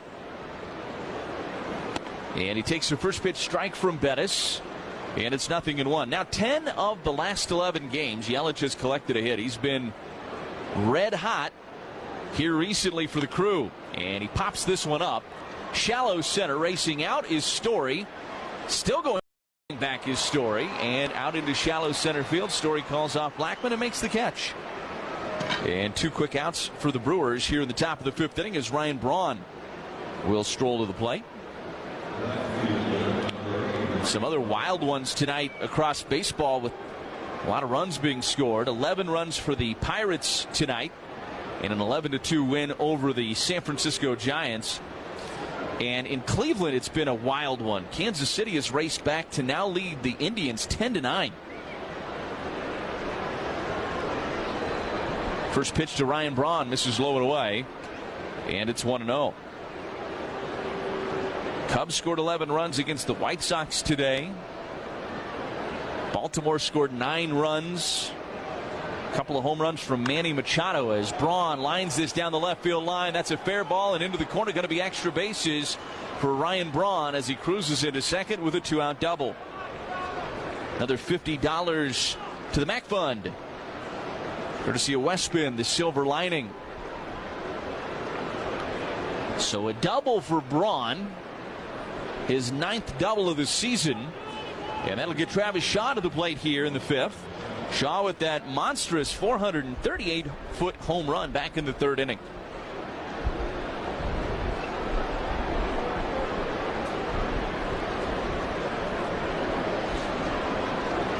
Braun at second.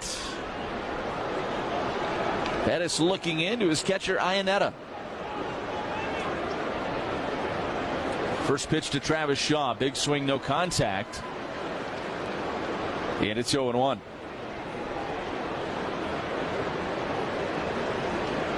We were talking before yesterday's game about Travis Shaw and how he's had some big home runs that have been the difference in some games over the last couple of weeks, but that he hadn't been collecting a lot of base hits. The average had dipped down. Ground ball foul up the first base line. And it's 0-2 now on Shaw. The average had dipped down into the 220s. It's back up to 241 now. He had the 3-hit night last night, including a double. And tonight, he has the home run, but he hit the ball about as hard as you can hit it back in the 1st inning on a tough luck line out that actually caught the glove of Bettis and deflected to to Trevor Story, who was playing back up the middle. Shaw, ground ball through the left side. That's into left field. Braun going to turn third. He's headed for home. And Travis Shaw drives in Ryan Braun for his 21st RBI of the season. And the Brewers make it a 9-4 ball game. RBI single for Travis Shaw. And that's now 5 hits in this series already for Travis Shaw. That is a really good sign for the Brewers as Jesus Aguilar steps in.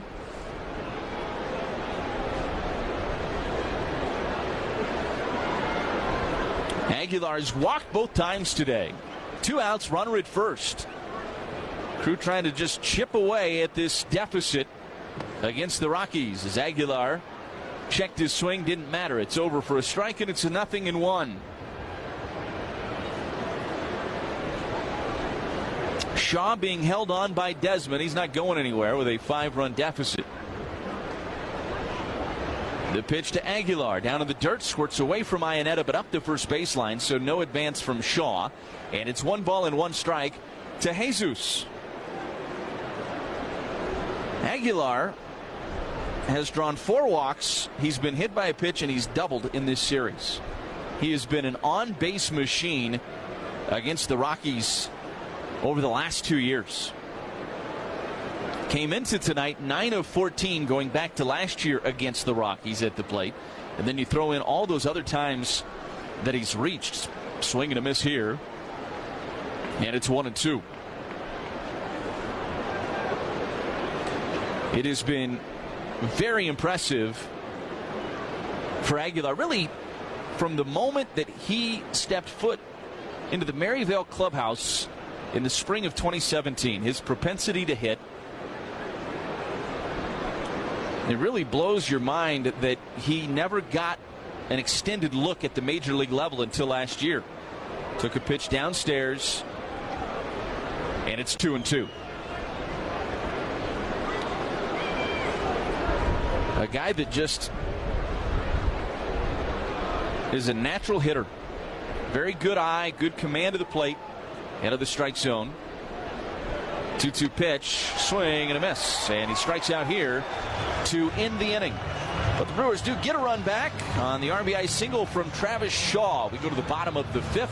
Rockies lead the Brewers 9-4 on the Associated Bank Brewers Radio Network. Fans, it's time for the freebie. Your chance to win. Get a dash cam today, just in time for Mother's Day.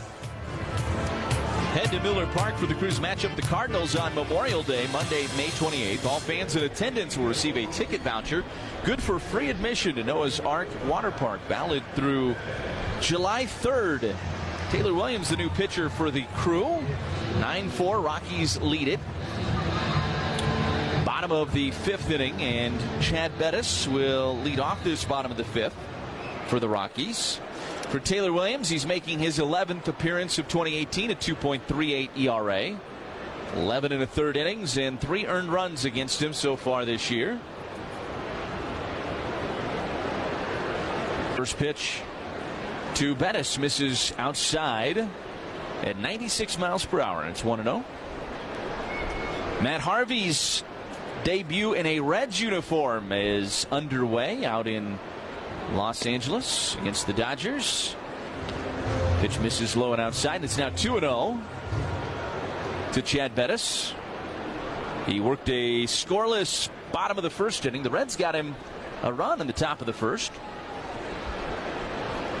And the pitch to Bettis over for a strike, and it's 2-1. What do you think about Matt Harvey going to Cincinnati to try and resurrect his career? Once one of the promising arms in all of baseball. Tough times over the last couple of years. Pitch to Bettis, misses downstairs, and it's 3-1. Why not? You know, the highest of highs, and now he's with Cincinnati, who has the worst record in baseball at 11-27. Brewers are going to see him a lot. 3-1 here, the count to Bettis, and the pitch. That's a strike on the inner half, and it's 3-2. We love a good comeback story. This would be a comeback story for sure. The Dark Knight Rises. The Dark Knight Rises. I think that's what a lot of the Cincinnati folks were dubbing it as before he had even climbed the mound. The pitch, and Bettis fights it off foul and out of play, and it stays 3-2. Look, I think we all know he has the talent. Injuries have been a big part of the story, but there's been some off-the-field distractions as well, and that never is exaggerated at all when you get into a market like New York City. I mean, everything gets amplified when those types of things are going on. 3-2 pitch. Bettis lines it but foul and out of play, and it stays at 3-2, and that's where the market of Cincinnati could help for Matt Harvey. The ballpark may not help a lot. No, but the off-field stuff kind of gets pushed to they aren't the back page tabloids. Right. Which seems like it compounded a lot of the issues for him. Bouncing ball back up the middle, right at the bag at second, fielded by Arcia, throws to first, and Bettis is out number 1 here in the 5th, and it brings up DJ LeMahieu.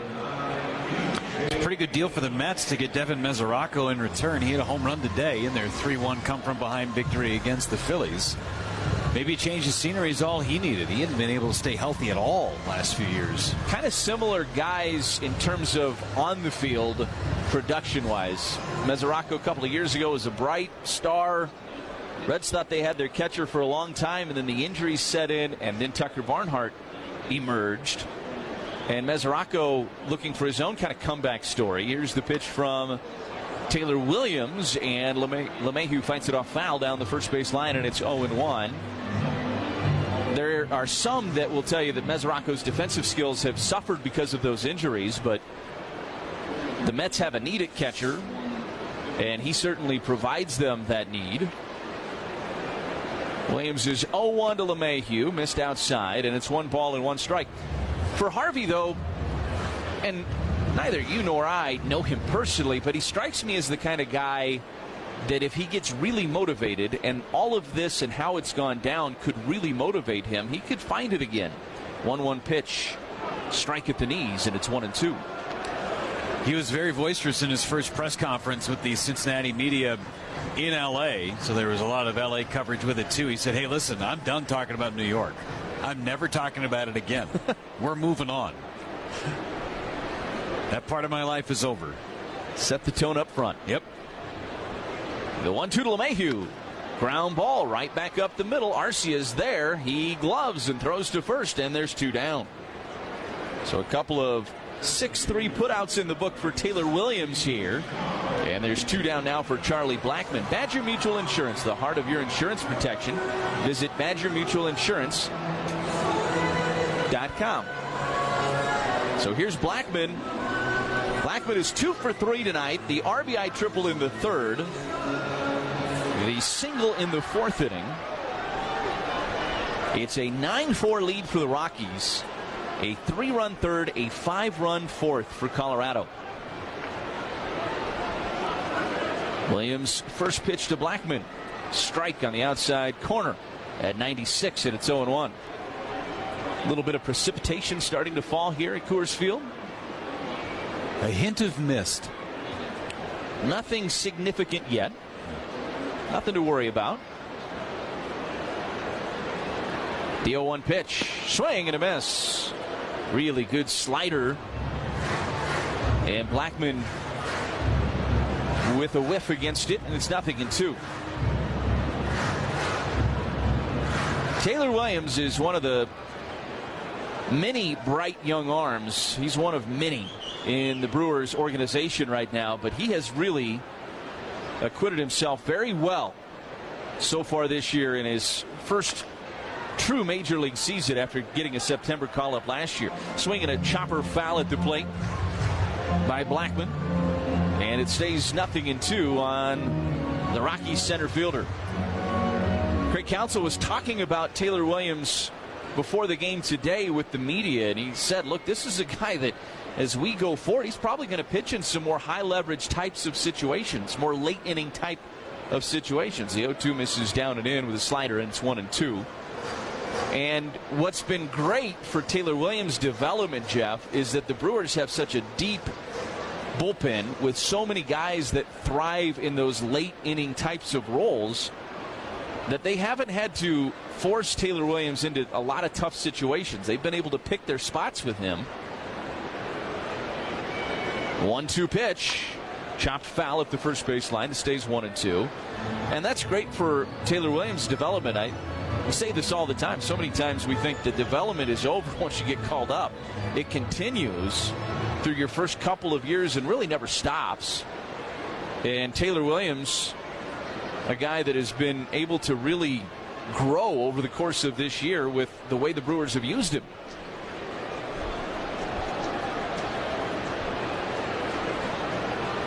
One-two pitch to Blackman. Just missed below the knees at 98 miles per hour. And the count evens now at 2-2. Taylor's been pitching in these types of situations where the Brewers have been up by 4 or 5 runs, or in this case, down 5 runs. But it's great to put up zeros and get your confidence up. Just executing your pitches against major league hitters. Big bouncer to first base. That's a fair ball. No, it's a foul ball. Late call from Will Little behind the bag at first. And Craig Counsell saying, why isn't that your call, Lance Barksdale? Because it was before the bag. He called it foul off of Blackman's foot, but was very quiet in making the actual call. First base umpire didn't know that foul had been called. Hit it off his foot. But it went all the way out to Aguilar, and it bounced behind the bag. Craig Counsell came out to get clarification of it, and Lance Barksdale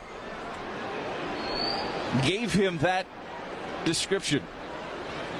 So it stays 2-2 here on Blackman. Williams' pitch. Called third strike. Right at the letters with a nasty slider from Taylor Williams. And it's a 1-2-3 inning for the Brewers' young right-hander. We go to the 6th inning here in Colorado. It's a 9-4 lead for the Rockies on the Associated Bank Brewers Radio Network. What's on tap? Brought to you by Milwaukee today.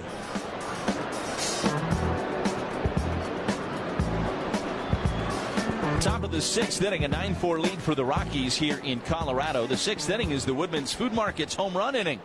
And our contestant is Amy Thiessen from Milwaukee. Amy will win a gift card jackpot of $300 if a member of the crew hits a home run this inning. That is his first pitch to Hernan Perez. Misses low and outside.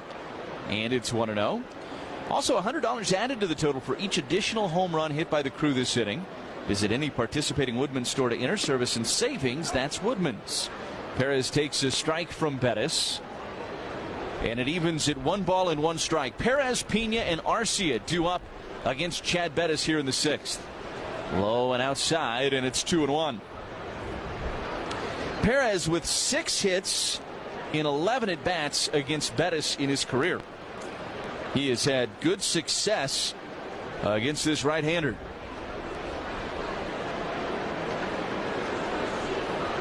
2-1 pitch, and Perez sends it in the air but foul and out of play down the right field line. And the count levels at 2-2. Perez 2 for 4 in last night's contest with a pair of runs driven in.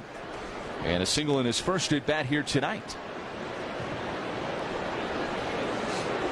The pitch, ground ball up the third baseline. Going to be a tough play for Arenado. He bare hands it, and then the throw is only going to make it about halfway to first. It ends up behind the mound. Looked like he just got it stuck in his hands for a second there on the grip. And so Perez is going to get himself an infield single, and that's his 4th hit of this series. And it brings up Manny Pena. And really all you can do right now if you're the Brewers, just keep chipping away at this 9-4 lead of the Rockies. Get a couple more back here. And you can try to make this game interesting. And Pena lines this into left center field. That's going to plug the gap, roll all the way to the wall. Perez going to score all the way from first. And Pena checking into second with an RBI double. It's a 9-5 game. And Manny Pena heating up a little bit. A hit in last night's contest. And the RBI double here. And the Brewers' bottom of the order continuing to produce just like it did last night. And here's Orlando Arcia with nobody out and a runner in scoring position. And Steve Foster, the pitching coach, going to come out and talk to Chad Bettis. And I think the Rockies, realizing what we were just talking about, going to get some action going in that bullpen so this inning doesn't get away from them too quickly. This is Coors Field. Anything can happen. No lead is safe. And if the Brewers put something like a crooked number up here in the 6th inning, you're right back in it. 9-5 right now. Still nobody out. Prime position. And the key is to keep putting up zeros on your end of it as well. But if you can get this thing close, changes what Craig Counsell may do with that bullpen here in the later innings too.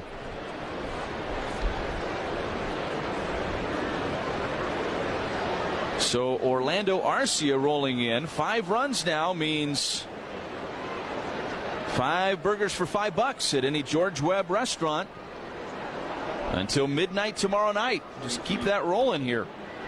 Coors Field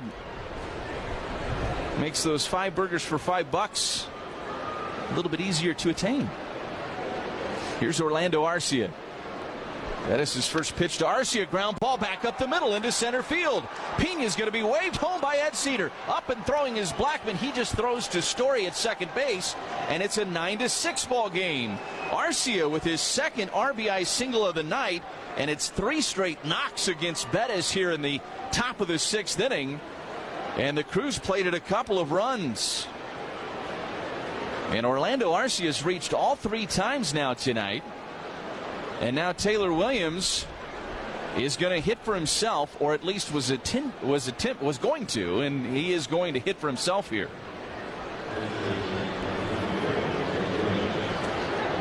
He doesn't have to help out base runners trying to score from second base on base hits up the middle very often. Had taken the bat with him near the emblem behind home plate and forgot where he put his bat as he was trying to help Pena on whether to slide or stand up. So Williams stands in there. First throw over to Orlando Arcia, or excuse me, a check over to first, and Orlando Arcia back in plenty of time. So Taylor Williams stepping in there.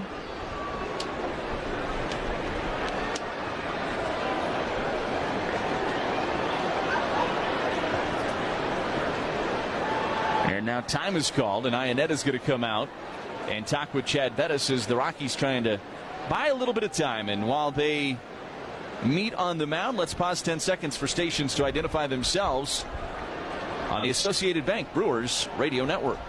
Breaking news, weather, and traffic 24 hours a day. This is Wisconsin's radio station, 620 AM and 103.3 FM. W277CB. WTMJ, Milwaukee. Alongside Jeff Levering and Kent Sommerfeld, Lang Grindle with you here from Coors Field in Denver, Colorado. It's a 9-6 ball game, and Chad Bettis has just been lifted from the contest by Bud Black. So Bettis, the First 3 batters against him, all collecting hits and a couple of runs coming across here. And so Bud Black going to the bullpen. It's a U.S. Cellular call to the bullpen. Chris Russin, 31-year-old, former Chicago Cub. Been with the Rockies since 2015. He's on here to face Taylor Williams. It's a 9-6 ball game. Rockies with the lead. Brewers have played it a couple of runs here in the 6th. Nobody out. And a runner at first in the form of Orlando Arcia. Russin making his 11th appearance of the season, a 5.74 ERA. Russin 15 2/3 innings and 10 earned runs against him. Williams first at bat as a major leaguer, and he squares to bunt and he takes it high for a ball. It's 1-0. Had 5 at bats in the minor leagues. Remember, Taylor Williams, a starter in the minor leagues for much of his career, so got some opportunities to swing the bat in the minors, but never has stepped to the plate in a major league game. The 1-0 pitch, and again showing bunt, and again he pulls it back and he takes it high for ball 2.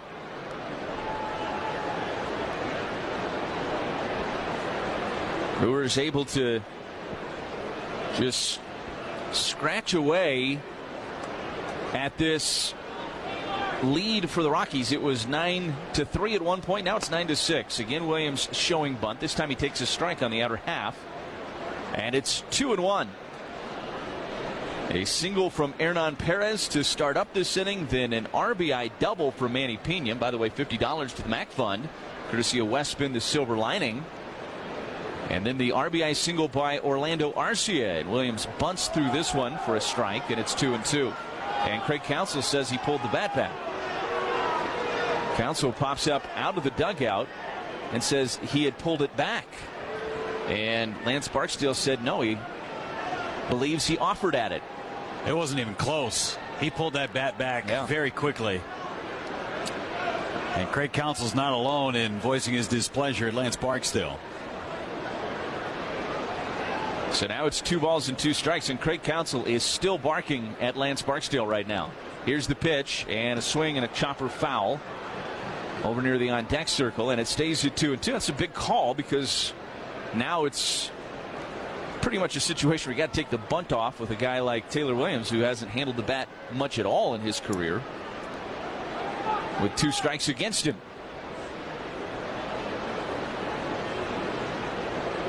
But he's going to square and show bunt here. 2-2, pulls the bat back, took it low and outside. It's 3-2. And a walk would be a monumental mistake by Chris Russin right now. That is the exact opposite of what his job was when Bud Black brought him into this game. Not to walk the relief pitcher who's making his first major league appearance. Again, showing bunt, pulls the bat back, swings through it for strike 3.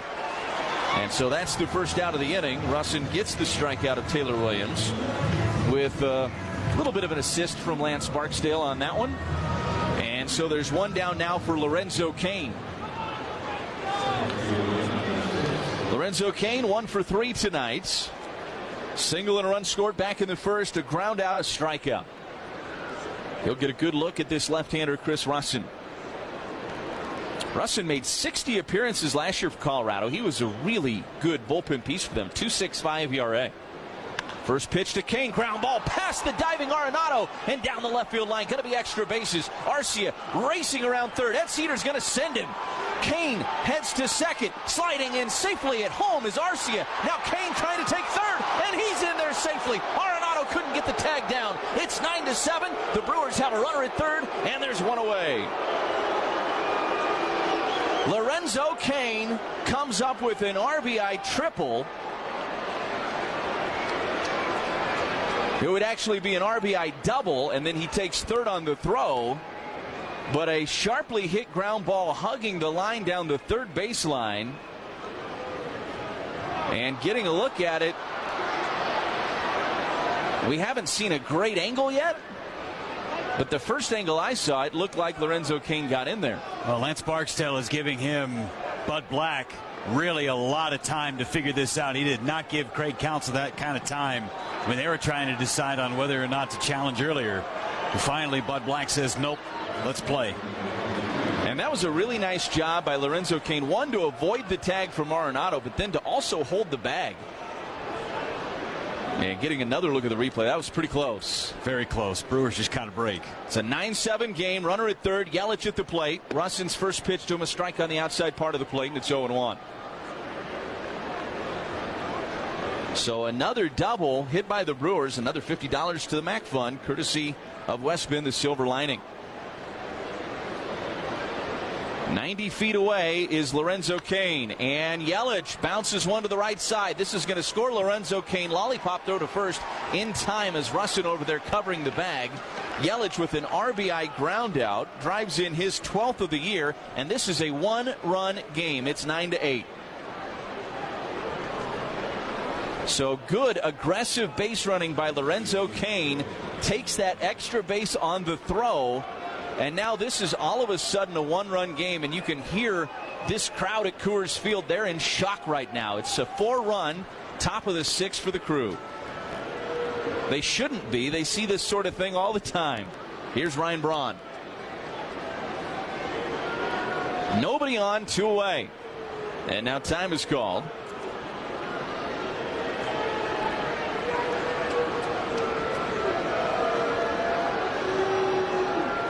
Braun back in there now. Russin looking in, and now time called again. A 4-hit inning for the Crew. 2 doubles and 2 singles. The pitch, and Braun took it low and outside. And it's 1-0. Ryan Braun tonight has had some good at-bats. The double in the 5th. The sac fly into right back in the 1st. Russin's 1-0 pitch bounced in the dirt and all the way back to the backstop, and it's 2-0 now to Braun. A wild one here tonight at Coors Field.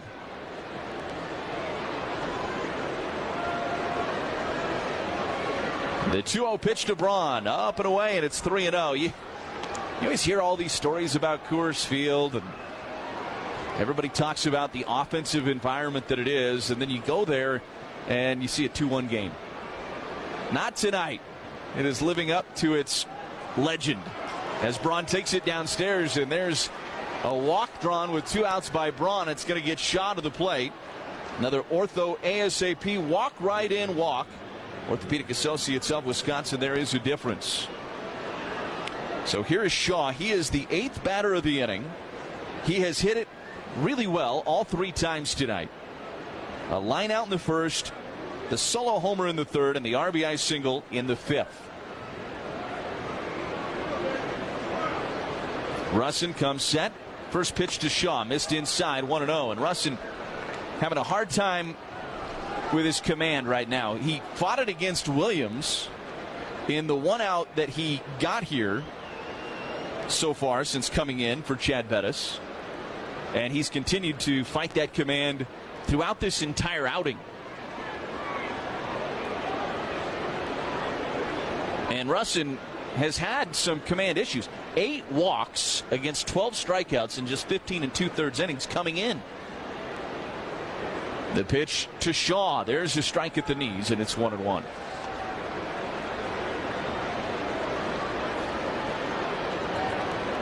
What a wild ball game so far here at Coors. And you have a feeling there are a lot of twists and turns left in this one.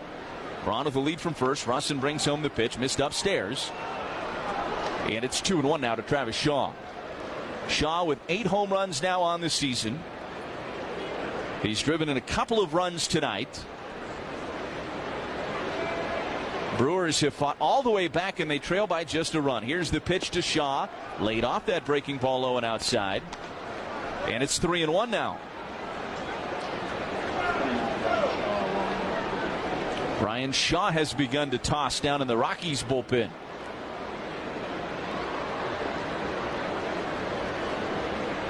Russin taking his time, looking into Iannetta.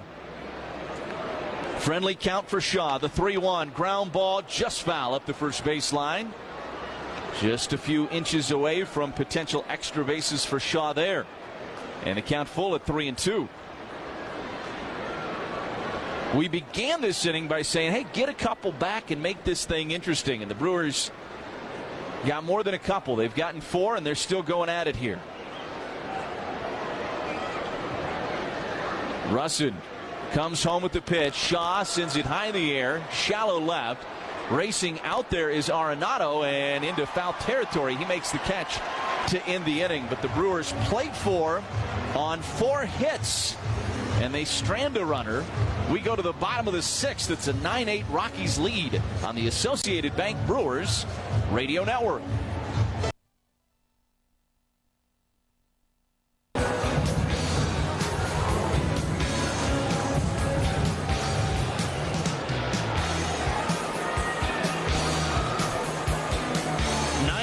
The Rockies leading the Brewers, bottom of the 6th inning.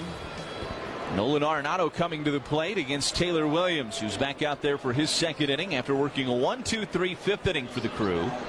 Arenado up there. He is 1 for 3 tonight with a run driven in. And the first pitch from Williams, a fastball at 94 that misses the inside part of the plate. And it's 1-0.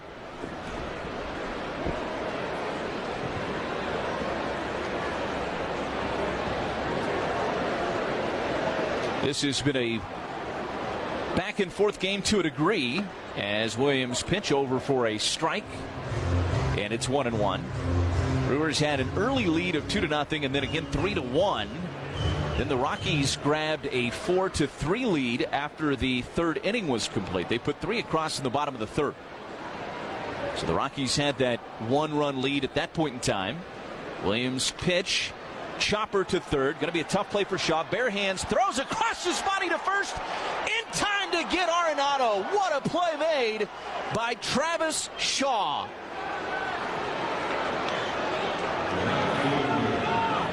What a tough play. And Arenado takes his helmet off in disgust down in that first base dugout for the Rockies. Shaw charging. Only one chance to make the play. Fielded it on the bare hand and made a strong throw to 1st to retire Arenado, his 3rd base peer, who's done that to so many other hitters over the course of his career. And Shaw gives him a taste of his own medicine. There's one down. Here's Carlos Gonzalez. Gonzalez 1 for 3 tonight. Williams has retired all 4 that he's faced so far, and there's a strike on the outside part of the plate at 94. And it's 0-1. He's talking about how this game has unfolded. So it was a 1-run lead for the Rockies after 3. And then the Rockies had that 5-run outburst in the 4th, and they led it 9-3 after 4 innings. Pitch missed upstairs. And it's 1 ball and 1 strike. Essentially, what the Brewers have done in the top of the 5th and the top of the 6th is wipe that 4th inning out.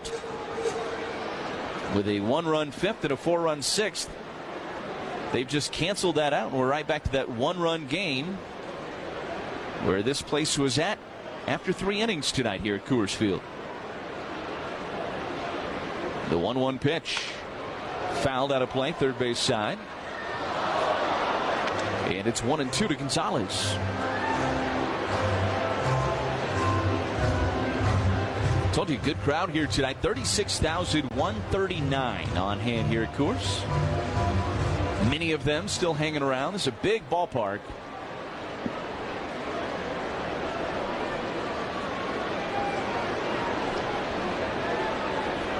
Fun place to watch a baseball game. You get to see a lot of offense if you're here tonight. Pitch to Gonzalez, misses downstairs, and it's 2-2. If you want to come for pitching and 1-0 duels, Coors Field is not your spot. I mean, you'll see it once in a while, but that's the outlier. Very rarely. Williams looks in. 2-2 to Gonzalez. Fouled back and out of play, and it stays 2-2. You know, we talk about the environment here all the time and how it changes the game. It changes so much of the strategy, too. I think that it's easy to go, oh, yeah, you're going to Coors Field. The ball carries. People hit a lot of home runs at Coors Field. But there's so much more beyond that that plays into this ballpark and how you have to be ready for it when you come in here for a series. 2-2 pitch, just missed. And it's now full at 3 balls and 2 strikes to Gonzalez. We talk about how you have to play the outfield back. And so you get that kind of cheap double like Ian Desmond got back in the second inning. Talk about how his slider doesn't spin as much. Doesn't have that same kind of bite that it might have in other ballparks. 3-2 pitch. Gonzalez sends it in the air to deep left field. Braun got a bad read on it. Didn't matter. It's over the fence and gone. Braun came in on it originally, and then once he put the brakes on and turned back, he looked up and realized that Gonzalez had gone deep. 4th home run of the season for Carlos Gonzalez. And the Rockies back out in front 10-8 now. It's a 2-run lead for Colorado.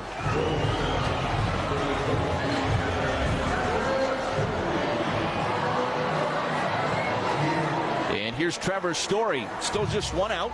Nobody on. Brewers baseball brought to you by Associated Bank. Does your bank bunt when it comes to service? Join the home team, Associated Bank, and enjoy service that knocks it out of the park. Member FDIC. Williams gives up just his 4th run this season. And the first pitch to Story's over for a strike. It's 0-1.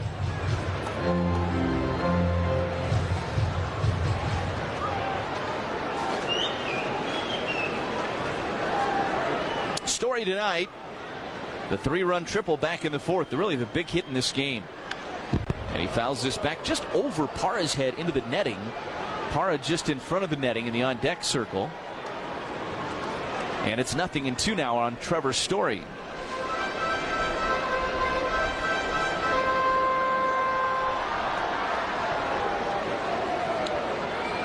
Starting to miss just a bit harder. Story steps back in there. Williams comes set.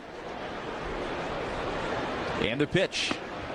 This is downstairs, and it's 1 ball and 2 strikes.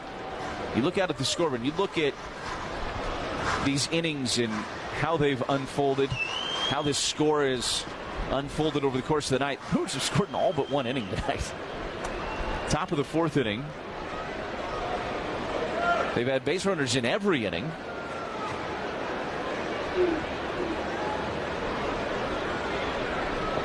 And the pitch downstairs. Not offered at by Story, even though Lance Barksdale did ask for help from Will Little at first base, and he said no, he didn't go. It's 2-2.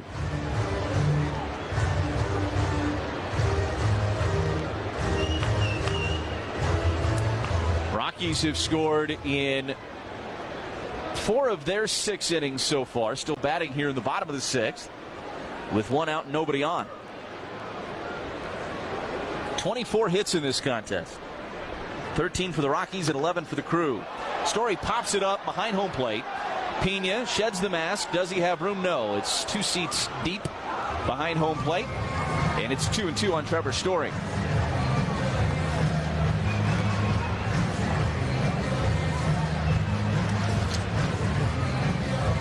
Story handing Manny Pena his mask back as he comes back and gets back into the squat. Brewers will play 3 on the left side of the infield. Aguilar by himself on the right side against the right-handed hitting Trevor Story. Straight up in the outfield. Kane straight away in center. 2-2 pitch. Swing and a miss. And Story down on strikes. Second strikeout for Taylor Williams. And it'll bring up Gerardo Parra, but before Parra is in the batter's box, Craig Counsell pops out of the dugout, and he's going to come out and make a double switch here. Good slider from Taylor Williams that Trevor Story couldn't get a piece of for this strikeout. Domingo Santana coming into the contest.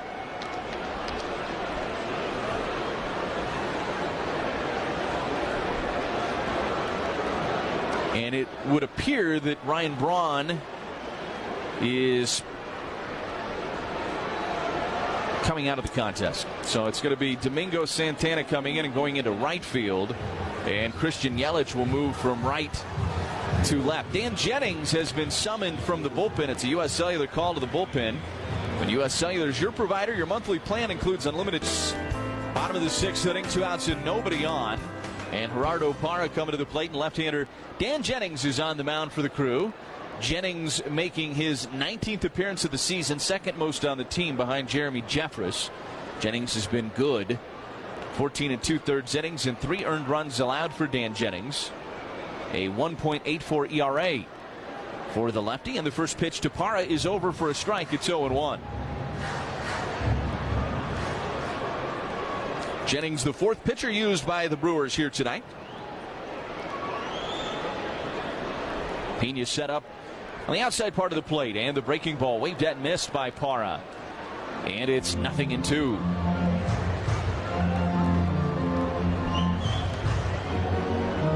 Brewers have so much depth in that pen. And it is a nice luxury to have when you're trailing by 2 runs in the bottom of the 6th to be able to go and get a guy like Dan Jennings. The 0-2 pitch to Parra. Fisted into shallow left, and that's going to drop in front of Yelich out there. And Parra on board with a 2-out single. So we told you that Domingo Santana came into the contest in the double switch. That means that the pitcher is now hitting in the 3 spot for the Brewers. Also means that Yelich went from right field to left field. And it means Domingo Santana is hitting in the 9 spot.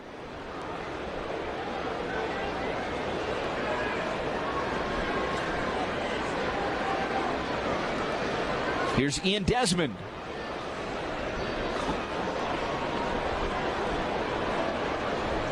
Jennings looking in, runner at first and 2 away. 1 run home for the Rockies here in the bottom of the 6th. Then Jennings will throw over to first, and back in time is Parra. Parra with 4 hits tonight now. He is 4 for 4, all singles. Has a stolen base, and he's driven in a run tonight. He's leading off from first with Aguilar holding him on. First pitch to Desmond, and that's swung at and missed, and it's 0-1. Desmond, the RBI double back in the 2nd inning. He is 1 for 2 with a walk. Just 183 on the season for Desmond. It's been a slow start. 6 home runs. He's driven in 17. Jennings brings home the 0-1, swing and a miss. And it's 0-2.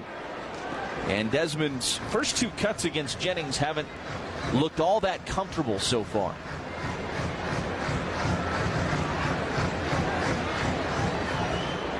Woodruff started. Barnes came on in relief of him. Taylor Williams came in. All 3 allowed at least a run. And now Dan Jennings, the 4th pitcher of the night for the Crew.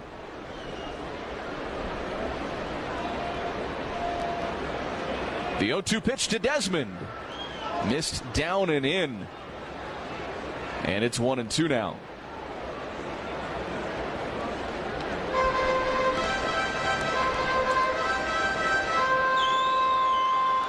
Just the 2nd game of this 4-game series. Same 2 teams tomorrow night. And then Sunday afternoon before the Crew gets on a plane and heads to Arizona to take on the Diamondbacks for 3. And then back to Minneapolis, getting a little closer to home to finish up the road trip against the Twins for 3 next weekend. 1-2 pitch, swing and a miss. Desmond strikes out, and the inning is over. Rockies get a run on the solo home run. There were 2 hits and a man left. We go to the 7th inning. It's a 10-8 lead for Colorado on the Associated Bank Brewers Radio Network. TMJ. Every Friday night, fans 21 and over can take in all of the exciting on-field action from the Miller Lite Beer Pen and receive a free Brewers t-shirt with their ticket, courtesy of Miller Lite. Learn more at brewers.com/beerpen. We go to the 7th inning here in Colorado. It's a 10-8 lead for the Rockies. Brian Shaw is coming into the contest. Rain continuing to come down here at Coors Field as well, and back into college for you. Welcome back, Jeff Levering. Oh, my goodness gracious. You only had 11 runs score in your 3 innings of work. I was busy. I think we need a Ricola. I would actually, if we could get one up here, that would be great. Jesus Aguilar to lead it off against Bryant Shaw's former teammate with the Cleveland Indians, very briefly. Aguilar today has walked twice and struck out. Trying to get to this Rockies bullpen. They can be had, especially in this ballpark. First one to Aguilar. Upstairs, 1 ball, no strikes. Shaw pitched a scoreless 8th inning yesterday. Walked a batter and then struck out a pair. 1-0. Upstairs again. 94 cutter. And it's 2-0. Perez to follow, then Pena. Bottom of the order has done great work yet again. Second straight day for the crew. 2-0 pitch. That's a strike, outer edge. 2-1. Perez with a couple of hits. Pena with an RBI double. Arce has been on all 3 times. Finally putting up that crooked number with a 4 spot in the 6th. 2-1 pitch. Hit in the air, center field. Blackman tracking at the track, at the wall. It's off the top of the fence and down. Aguilar into second base with a leadoff double. The wind blowing in from right may have prevented that ball from getting out of the ballpark. It's a double, no less, and a man in scoring position for Hernan Perez. Another $50 for the MAC Fund, courtesy of West Bend, the silver lining, on that double by Jesus Aguilar. Cutter middle in, and Aguilar off the bat thought he had it. And if the wind wasn't whistling in from right field, he probably would have. Leadoff man aboard again for the crew. It's been a good thing today. Here's the pitch to Perez. Down and away, 1 ball, no strikes.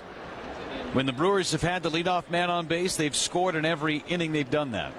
They've also scored in every inning but the 4th.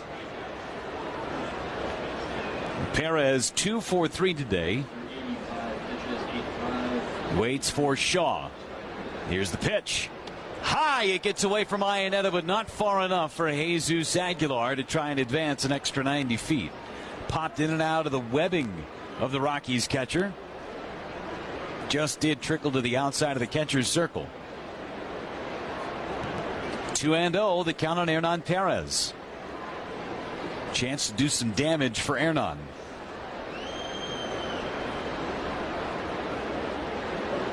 Big right side for him to work with. LeMahieu playing towards the middle. Shaw throws.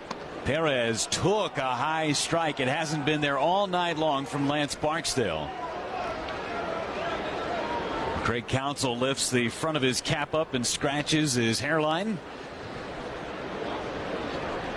2-1 on Hernan Perez. Here's Shaw. Ground ball hit towards short. And Story's going to go to third as Aguilar got a bad read. Perez is going to be aborted first on the fielder's choice. I think Jesus Aguilar thought Trevor Story was playing a little bit further away. And the ball was in front of him. Decided to try and take third base. And Trevor Story made the right play. Goes 6-5 on the putout at third. Aguilar out. And Perez aborted first. So there goes your runner in scoring position. But still Manny Pena coming up. Pena RBI double back in the 6th. He struck out and reached on a fielder's choice otherwise. 10-8 Rockies in the 7th. Shaw throws. Pena takes a cutter for a strike. 0-1 on Manny. A lot of game left. Only in the 7th. Pitch to Pena. Down and away. Slider that time. 1 ball and 1 strike.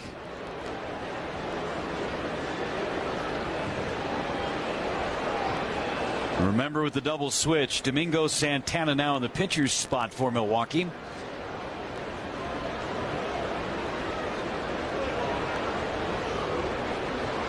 1-1 to Pena. Ground ball sharply hit. Story with a backhanded stab. Flips to second for one. On to first. That's a double play. And as good a double play as you'll find. Pena hit it right on the screws, but Trevor Story with a backhanded stab, a shovel pass to DJ LeMahieu at second for one. And then on to first to get Manny Pena, and Ian Desmond even had a nice pick at first base to complete the double play. Had a threat in the seventh. Instead, Brewers with a 0. On to the bottom half at the stretch. It's 10-8 Rockies on the Associated Bank Brewers Radio Network.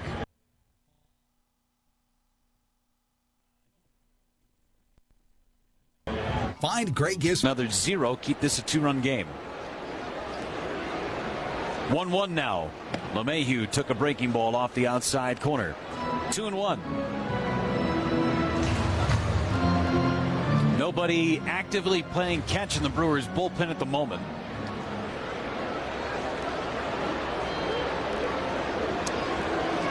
This will be Jennings. Bottom of the 7th inning for now. Pitch to LeMahieu. Strike 2 called. Darted on that inside corner. 2-2.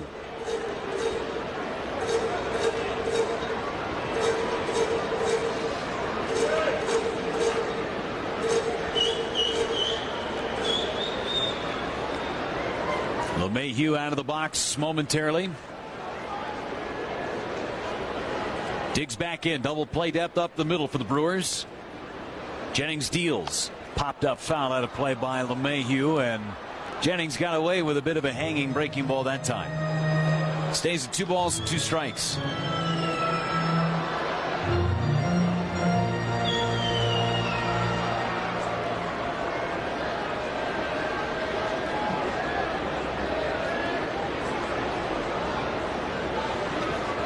Jennings a long look in at Manny Pena. Left-handed hitting Charlie Blackmon scheduled next. 2-2 again. Ground ball hit towards the middle. Perez glove steps on second, fires to first, a double play. 4-3 it goes as Perez took care of it himself.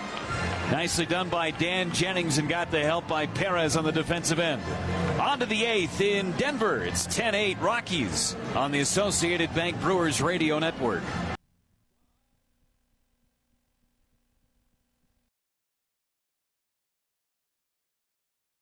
MJ.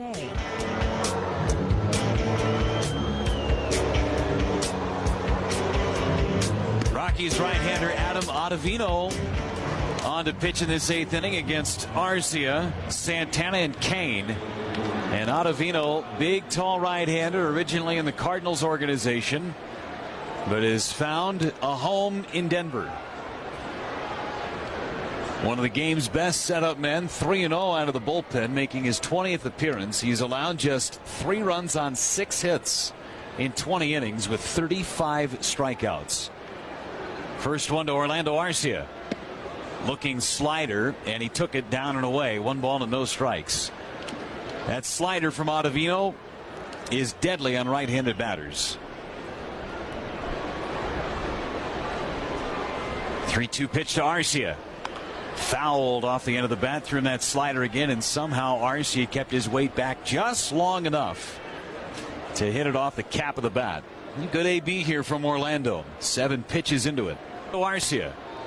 Check swing. They'll appeal. He didn't go. That's ball 4. Great at bat from Orlando Arcia. Number of sliders that he's seen and able to take that one and give Domingo Santana an opportunity. Orlando's not a guy that takes a lot of walks, just 5 walks coming into this game. 2 walks tonight for Orlando Arcia. And on base all 4 times. 2 hits to center and 2 walks tonight for Orlando. Good day. And now Santana, first at bat of the series. Came in as part of a double switch. First one to Santana. Fastball, strike, and it's 0-1. 2-run ball game. 10-8 Rockies in the 8th. A Coors Field type of game. Ottavino at the belt. Lifts and deals. Hit in the air, right field. Playable for Gonzalez. Nearing the line, he's there to make the catch, tagging and now stopping Orlando Arcia. As Domingo Santana had a pretty good pitch to hit, got underneath it. One away, runner still at first now for Lorenzo Cain. Usinger's brats, Polish, Italians, they're all great. A lot of other great tasting Usinger sausages too. Got that Usinger's andouille with a smoked cheddar and jalapeno. And just now on your market shelves, Mr. Baseball's all beef famous Franks. You'll love them. Pitch to Cain. Strike one. Fastball outside corner, and it's 0-1. Go get some today at your local grocer. You'll love every bit of Usinger sausage you can get your hands on. Arcia, moderate lead at first. Held on by Desmond. 0-1 on Cain. RBI double last time up. Pitch from Ottavino. Swing and a miss. Through that slider, Cain had a pretty good one to hit and just missed it. 0-2. Christian Yelich scheduled next for the Crew. Pitcher spot due up after that. There is action in the Brewers bullpen. Boone Logan is playing catch for the Crew. 0-2. Cain, chopper foul just past Carlos Subero, first base side. Adam Ottavino this year, third most strikeouts per 9 innings in baseball. Number 1, the Brewers' Josh Hader.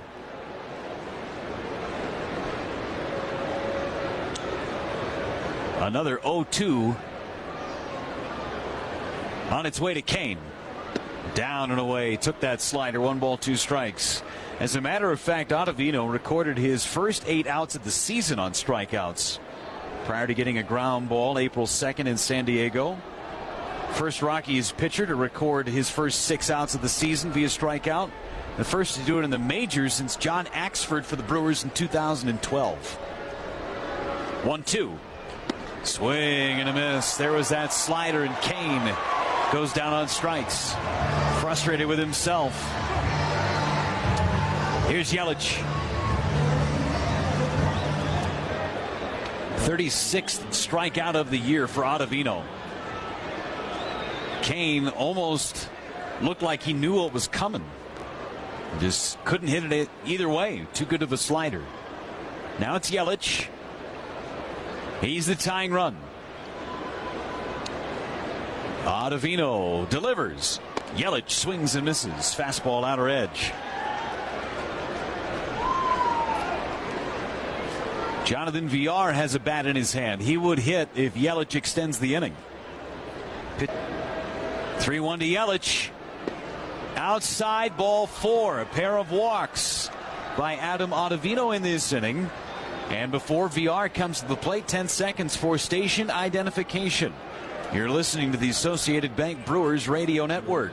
Breaking news, weather, and traffic 24 hours a day. This is Wisconsin's radio station, 620 AM and 103.3 FM. W277CB. WTMJ, Milwaukee. Back at Coors Field in Denver, along with Lane Grindle and our producer and engineer Kent Sommerfeld, Jeff Levering with you. 10-8 Rockies in the 8th. Jonathan Villar to pinch hit for Dan Jennings. Ottavino delivers. And Villar a check swing and a late strike call by Lance Barksdale. 0-1 on Jonathan. Hitting .270 on the season. He's homered once and driven in 9. Tying run on base for the Crew. Ball in a gap or down the line. Will score Yelich from first. 0-1 on Villar. Here comes Ottavino. Runners go. It's inside and a double steal for the Brewers. Now a base hit to the outfield. Scores a pair. Great read by Arcia and by Yelich. Ottavino takes a long time to get rid of the baseball. And Arcia able to take that back without a throw from Iannetta. 1 ball, 1 strike.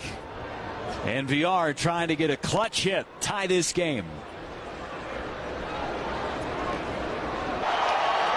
36,000 plus, good number of them still here at Coors Field. Trying to get loud for Ottavino. He'll throw his 25th pitch of the inning, too. Getting his sign from Iannetta. Has the one he wants. And the 2-2 pitch. Chopper first base side. Desmond Gloves takes it to the bag himself. And that will end the inning. Brewers had a threat, had the tying run in scoring position. But the Rockies get out of it unscathed. Bottom of the 8th coming up. It's 10-8 Colorado on the Associated Bank Brewers Radio Network. Fearless, daring, bold, and brave. Those are just some.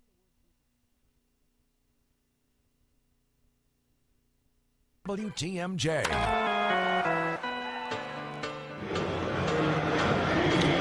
Boone Logan on the pitch for the Brewers in the bottom of the 8th inning. It's a 10-8 Rockies lead, and they'll send the middle of the order to the plate. Blackman, Arenado, and then Carlos Gonzalez.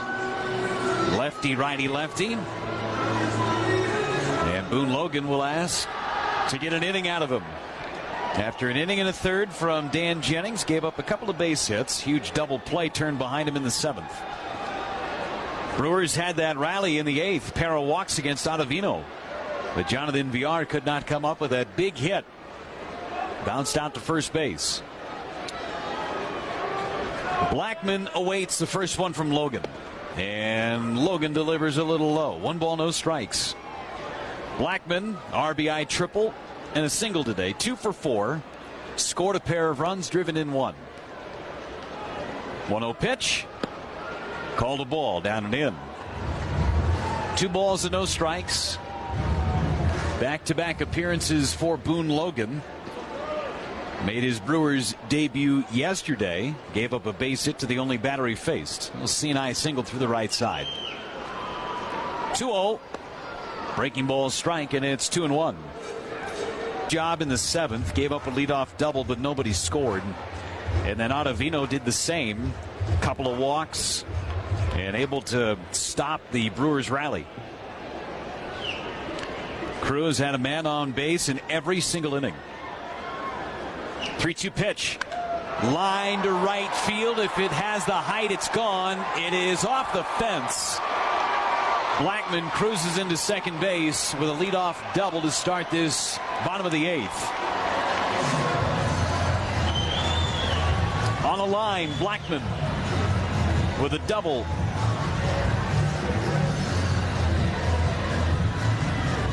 Had just a bit too much topspin on that one. Hit off about 3/4 of the way up the auxiliary scoreboard in deep right field. And now it's Nolan Arenado. Arenado, RBI single back in the 30s, lined out, grounded out, and popped out. 1 for 4. Logan delivers, and he missed low to Arenado. 1 ball and no strikes. Logan, who spent 3 years as a member of the Rockies bullpen. Last year, the Cleveland Indians dealt with some injury problems with his tricep and lat area. Same thing that plagued him at the beginning of this season. Pitch to Arenado, tapped foul off his front foot, and it's a ball and a strike.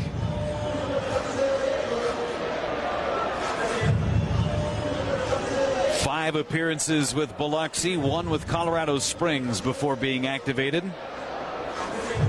Signed a 1-year deal with a club option for next year. Beginning part of January this year.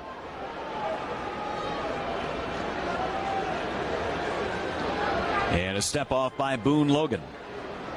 Just another weapon for Craig Counsell and Derek Johnson in the back end of that Brewers bullpen.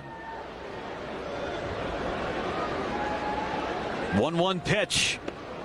In tight. 2 balls and 1 strike. Fastball at 93 from Logan. Nobody loosening right now in the Brewers bullpen. And for the moment, the Rockies bullpen is also quiet. The 2-run lead in the bottom of the 8th inning for Colorado. 2-1 pitch. Swing and a miss. Good breaking ball that time. And it's 2-2. Sting the Twins, top of the 6th inning in Anaheim. It's 4-2 Angels. Cardinals putting a hurting on the Padres right now. Arenado, ground ball sharply hit. Right at Arcia. Looks the runner back to second. Throws to first in time. Big ground ball to the left side, so Blackman couldn't advance. Arenado's now 1 for 5. Here's Carlos Gonzalez. He's homered and singled, 2 for 4.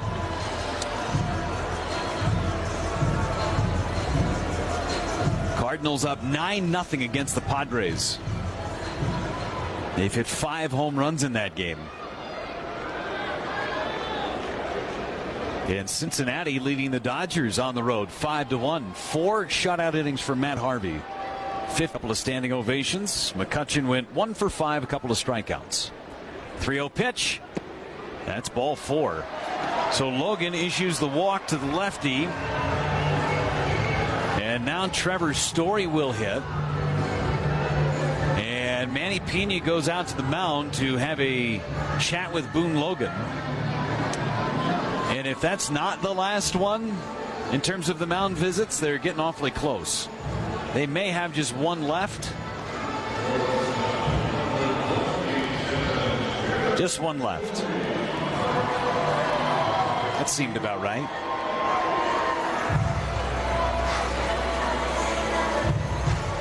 Wade Davis has begun to play catch for Colorado as Trevor Story comes up.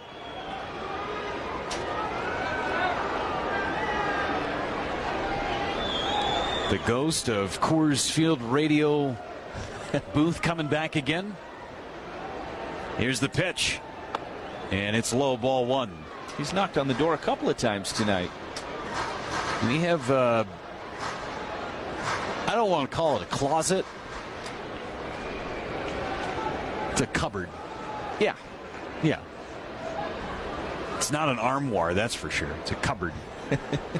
Look back at second base, and Charlie Blackman is back. It's 1-0 on Story. That would be a very sophisticated radio booth if there was an armoire in it. Right? You're pretty cool. Welcome to town. Here's your armoire. The Road Radio Armoire. 1-0 misses up and away, 2-0. But there's a cupboard. Yeah. A tall cupboard. Double door. Yeah. It houses some media guides from years past. And the same hangers that have been on there every time I've ever been here. Mm-hmm. The pitch to Story hit foul and out of play, and it's 2-1. And coffee creamers and sugars from 1998. Anyway, I think we've been hearing some stuff. I don't know if it's coming from the cupboard or if someone just thinks that this is the wrong door and opens the door and closes it again. The ghost of Dante Bichette. 2-1 on Story. Here's the pitch. Popped him up. Story less than pleased with himself. Infield fly is called for as Aguilar comes in and makes the catch. There was an out anyway. 2 gone. And it will be Gerardo Parra. So Boone Logan has retired the right-handed hitters, but has not retired the lefties. He's going to try and get the final lefty here in Gerardo Parra, who's 4 for 4. Just like everybody expected when Boone Logan came in, reverse splits.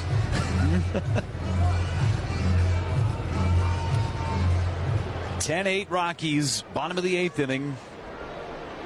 And Boone Logan looking to get this final out and get the Brewers the plate. They'll have Shaw, Aguilar, and Perez against Wade Davis.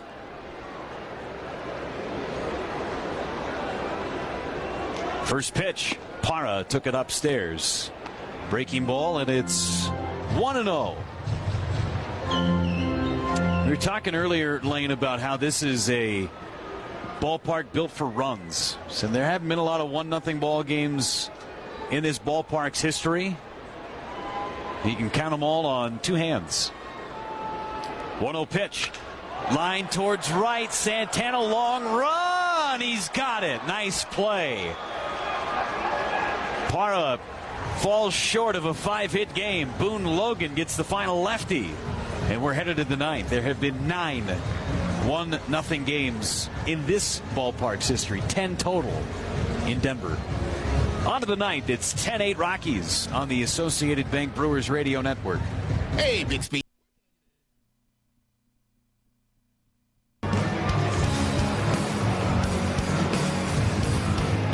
Colorado, top of the ninth inning at Coors Field. And Wade Davis made a lot of money in this offseason, thanks to the Colorado Rockies, is on to try and close it out. He'll face Shaw, Aguilar, and Perez. And armed with a 2-run lead. 14 saves for Davis in 15 tries. 235 earned run average. He's given up 4 runs on 8 hits in 15 1/3 innings. Shaw hit a pretty memorable home run against Wade Davis last year. Walk-off shot kept the Brewers' playoff hopes alive. After the Brewers had tied it in the ninth, Shaw won it in the 10th. So here's Shaw. The first one from Wade Davis. In tight, a ball. 1-0. Davis has allowed just 1 run in his last 5 appearances. Came against the Mets on the 4th of May. 1-0 pitch. Up high again. 2-0. Brewers need 2 to tie. Bloop and a blast does it. 3 on the right side of the infield for Shaw. Here's the 2-0.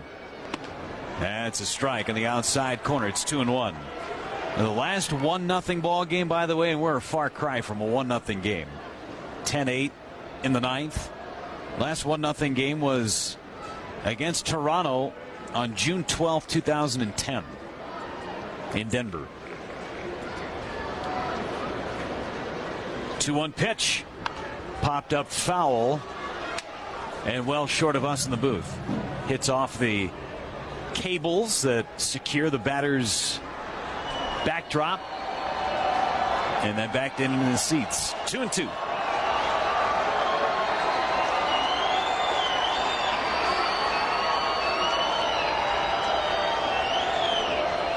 Shaw looking to get on, start things for the Brewers in this ninth.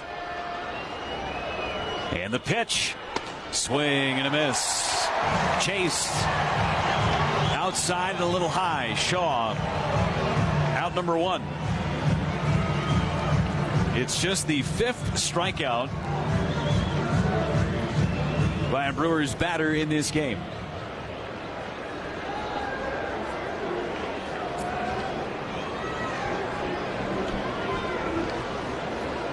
Here's Jesus Aguilar. 1 out of 2 with a double, and he's walked twice. Davis has been human at home this year. He's made 5 appearances at home, pitching to a 3.60 ERA at home versus on the road a 1.74. Pitch is down and in. 1 ball, no strikes. A lot more appearances for him on the road, but this Rockies team has been a better road team. He's had more opportunities away from home. Best road record in baseball. And they've also played the fewest home games in baseball, too, which all factors in.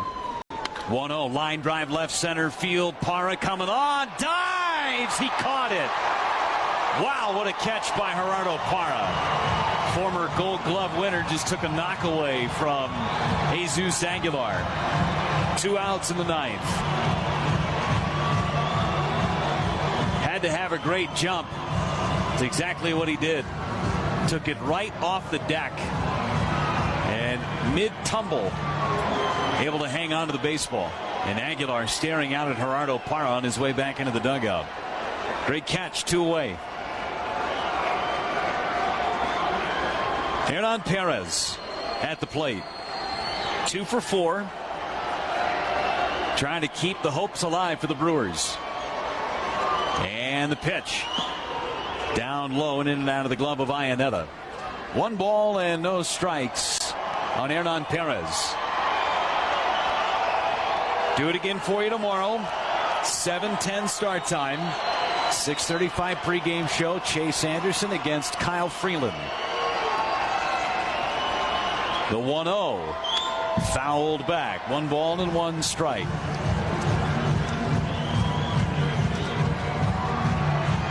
$36,000 plus. We're here at one point.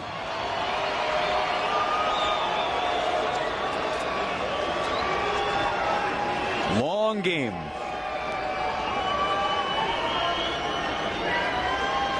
One pitch. Inside. 2 balls and 1 strike. Nearly 4 hours of regulation baseball. Probably wasn't a good omen that I led with a Brewers game that went over 4 hours in regulation or this date in baseball history. 2-1 pitch. Perez ground ball, sharply hit through the left side, a base hit. Tying run will come to the plate in the form of Manny Pena. And Hernan with a 3-hit evening. And Manny Pena strides to the plate representing the tying run. The only home run that Wade Davis has allowed came on the road. It was on the 5th of April in San Diego.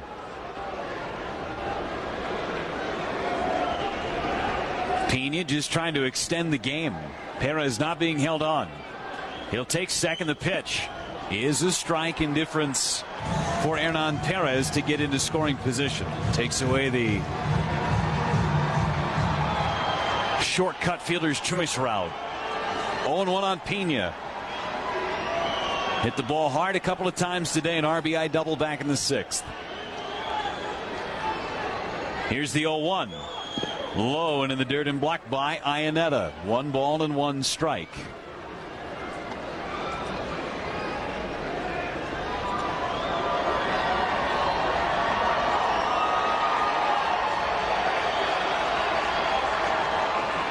(10-8) Rockies, top of the 9th inning, 2 outs for the Brewers. Tying run at the plate. Now the 1-1. Hit in the air, right field. Backing up Gonzalez at the track. We are tied. Manny Pena off the top of the fence and out. 10-10.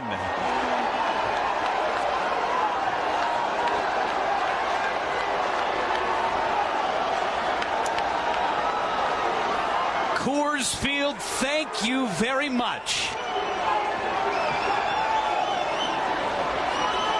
For Manny Pena, his 4th home run of the season. This time the opposite way, right off the top of the fence and out.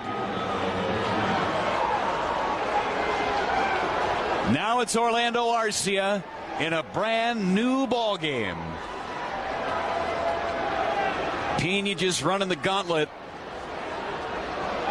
He took that 95-mile-an-hour cutter out the other way. Now it's Arcia.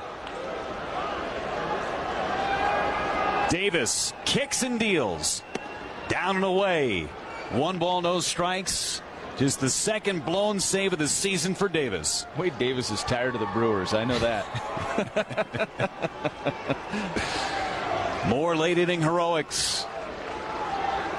The pitch. Arcia fouled it back, and he was looking to go back to back. 1 ball, 1 strike. The other man to take Wade Davis deep, Manuel Margot. Back on April 5th. And the Brewers fans that have stuck around here in Denver getting excited. 1-1 to Arcia. Check swing at a ball down low. He didn't go. 2 balls, 1 strike. Down to their final out. The Brewers do it again. Arcia has not been retired today. Couple of walks, couple of singles.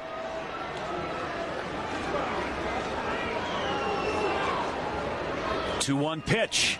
Arcia took a slider downstairs. 3 balls and 1 strike, and now you're a pitch out of the zone away from bringing Santana to the plate. Brewers have action in their bullpen. That looks like Jeremy Jeffress getting loose. 3-1 on Arcia, looking to drive. Davis delivers. Chopper hit to short. Story gloves, throws on the run to first in time. And the top of the 9th is over. But we'll play a bottom of the 9th. Thanks to Manny Pena. His 2-run home run ties the game 10-10. The bottom of the 9th is next on the Associated Bank Brewers Radio Network. Problem. Walk in and be seen by an orthopedic specialist at Ortho AS. Floodgates have opened. News Radio WTMJ.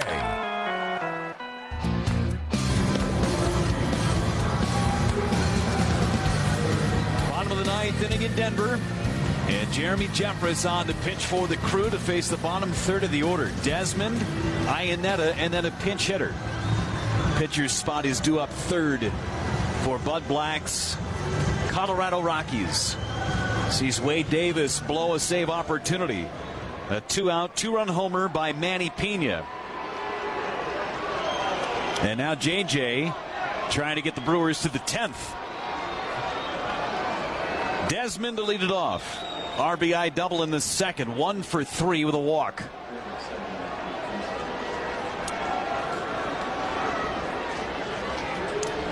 Jeffress sets and deals. Missed high. Ball 1, 95-mile-an-hour fastball. Jeffress pitched last night, struck out the side, including striking out Ian Desmond to end the game. Picked up his 3rd save. Desmond hitting 182. Outfielders deep. The pitch. Hit to right. Backing up. Santana at the track. Reaches up and makes the catch. Right in front of the fence and right. Got a great read on it. And that's out number 1. Brewers playing deep for a reason. 1 away in the 9th. Now it's Iannetta. 1 for 4. That 1 hit, a solo homer to lead off the 4th inning. It was his 4th of the season.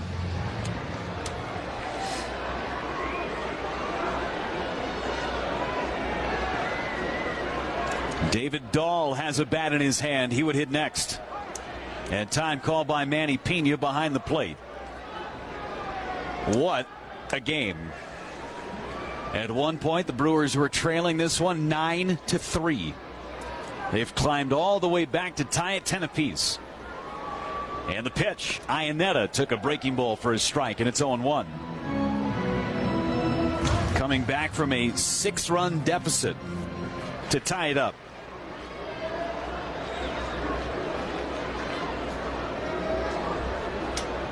0-1 pitch. Iannetta swings and misses again. Another knuckle curve. It's 0-2.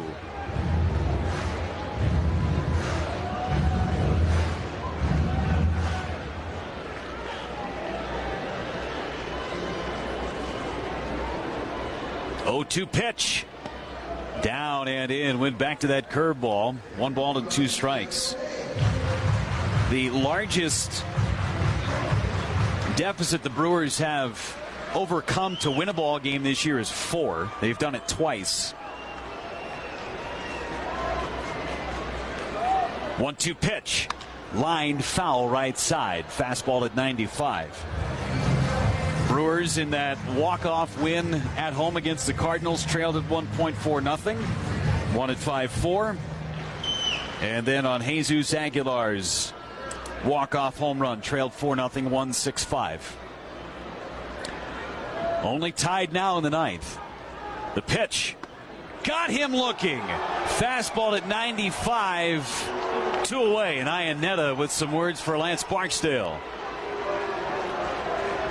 And now it's David Dahl. Perfect pitch right on the black. JJ knew it, so did Manny Pena. David Dahl hitting at even 300. As a pinch hitter this year, he's 1 for 4. Had a base hit in yesterday's game, struck out 3 other times.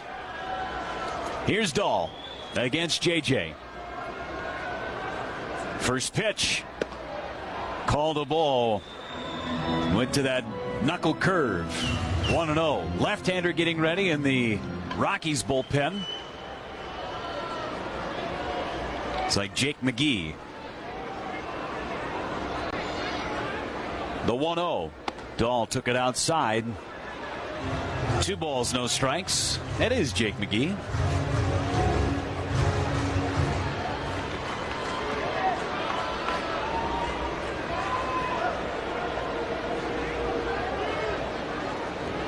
Two-0 on Dahl. JJ's got to be careful to pitch. Down and away. Went off speed. 3 balls and no strikes. DJ LeMahieu would be next. Top of the order. Brewers climbing back in this one. Down as many as 6 runs. 10-10 tie, bottom of the 9th with 2 outs. The 3-0 pitch. Swing and a miss. Dahl was looking to end it. 3-1. Shaw hit a 3-0 pitch out of the ballpark and then some in the 3rd. Dahl just trying to do the same. 3-1 on Dahl. Still a dangerous count. The kick and the pitch. Swing and a miss. 3-2. And now JJ climbing the ladder a little bit on Dahl. 3 balls, 2 strikes, 2 gone. Bottom of the 9th.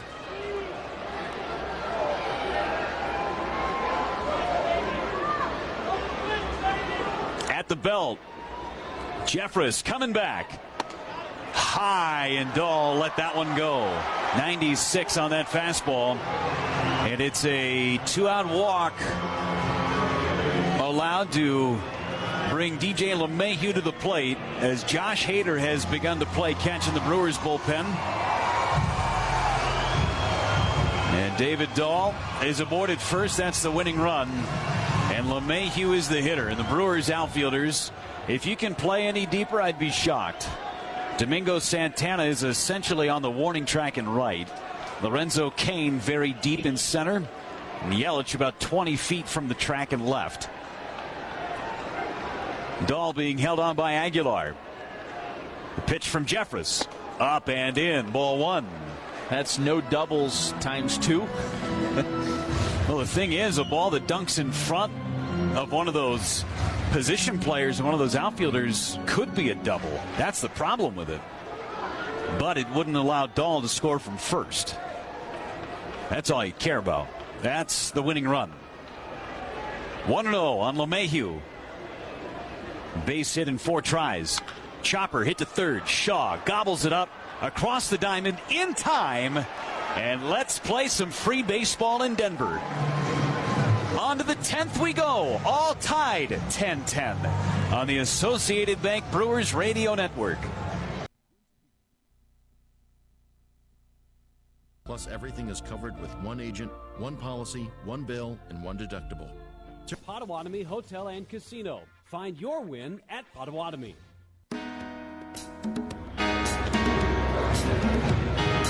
10th inning, 10-10 game. Jake McGee in for Colorado. And we have just about reached the 4-hour mark. So, Lane, it's time to take over again. All right. I got that Ricola, and I'm ready to go. Domingo Santana steps in. Jake McGee, the left-hander, making his 18th appearance of the season. Mainly a fastball, curveball guy. Fastball in the mid-90s. Big 12-6 curveball, and the fastball misses downstairs to Domingo Santana, and it's 1-0. McGee, originally in the Tampa Bay Rays organization. He was part of that Corey Dickerson trade along with German Marquez, last night's starter. When the Rockies sent Dickerson to Tampa Bay, those two gentlemen came back in the deal, and Santana takes a pitch outside. It's 2-0. This is his 4th season with the Rockies. Very good last year. 3rd season with the Rockies, I should say. 62 appearances out of the bullpen last year for the Rockies. Swing and a miss as Santana chased that pitch up at 91, and it's 2-1.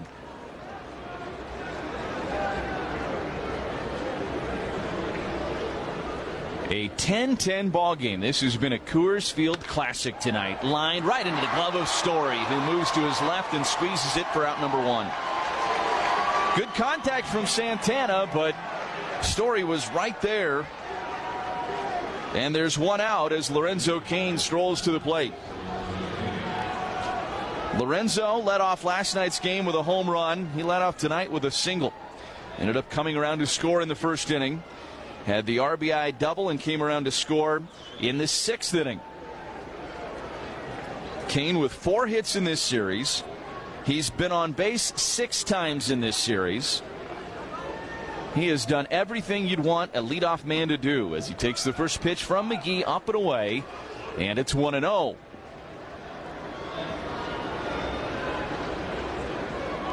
What a ball game here tonight in Colorado. 1-0 pitch to Cain, and he lines this into right field. That's down for a base hit. A nice piece of hitting by Lorenzo Cain.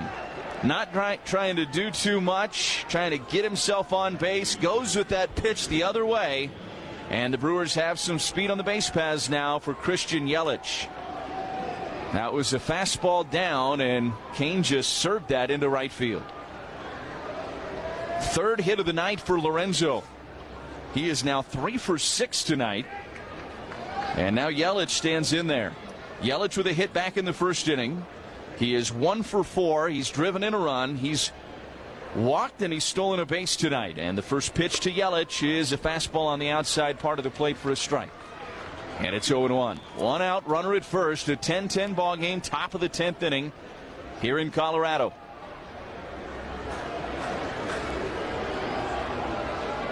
Cain with a lead at first. Desmond holding him on. McGee's pitch, curveball, hit in the air but foul. And out of play third base side, and it's 0-2.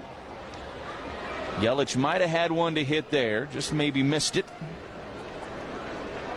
And now he's behind 0-2 in the count. Yelich has been hot. Hits in 10 of his last 11. This top of the Brewers lineup has been everything it was advertised to be. McGee looks at first, brings home the pitch to Yelich, and he took strike 3 at the knees. Another big curveball from McGee, and it froze Yelich. And there's 2 down. First strikeout for McGee. And this is the pitcher's spot, so Tyler Saladino has grabbed a bat, and he is going to pinch hit here. So Saladino, who made his Brewers debut last night, could really endear himself to Brewers fans in his second appearance if he could come through here. 2 for 9 on the season. That's good for a .222 average between the White Sox and the Brewers. First pitch, inside corner for a strike. And it's 0-1. Saladino lined out to center field in the 7th inning last night.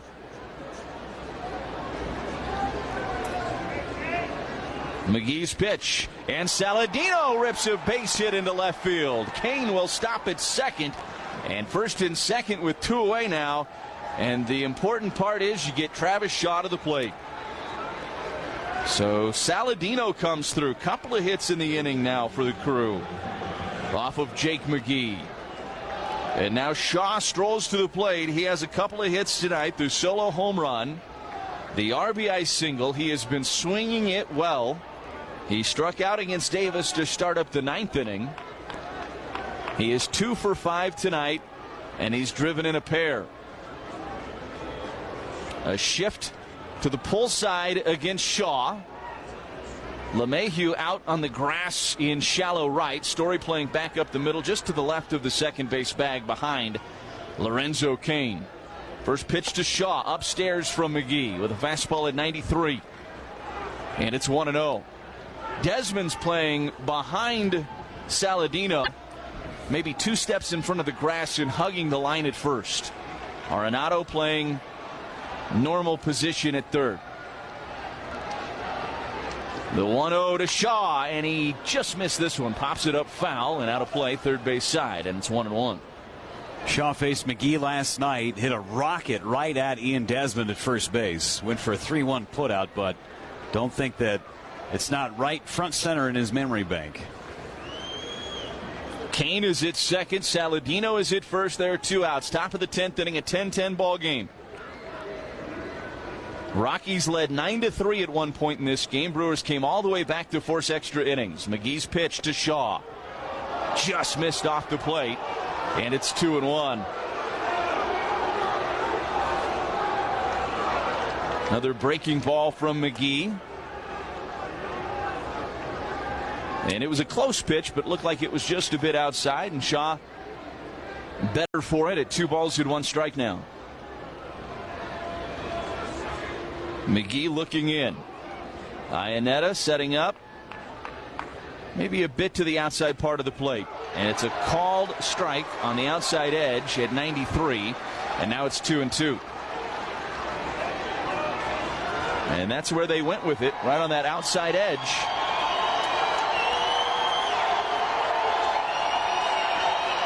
Rockies fans trying to get into it. Brewers fans have stuck around as well. They're being loud tonight. 2 balls, 2 strikes to Shaw here in the 10th.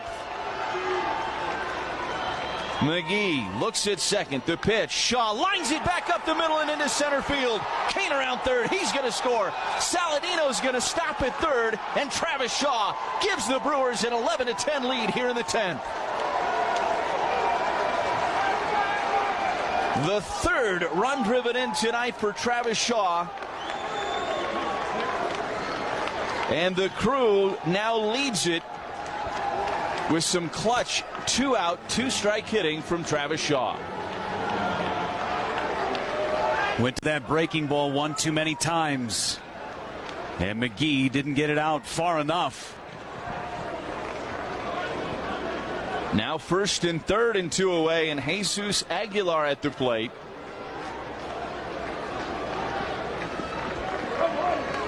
And Aguilar strolls to the plate. He's been on base 3 times tonight. A double back in the 7th, a couple of walks.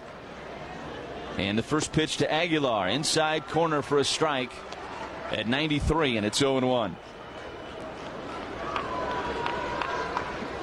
So Saladino, the single to keep the inning going. And to get Shaw to the plate, and Shaw comes through. Another pitch misses inside. And it's 1 ball and 1 strike now. 22 driven in on the season now for Travis Shaw.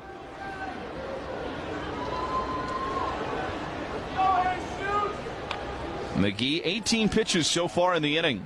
Here's the pitch to Aguilar, and that's a strike, and it's 1-2. Filled up the zone at 93. Brewers with a 2-run home run from Manny Pena in the 9th. They got the 0 in the bottom of the 9th, and now they've pushed a run across in the 10th to take the lead.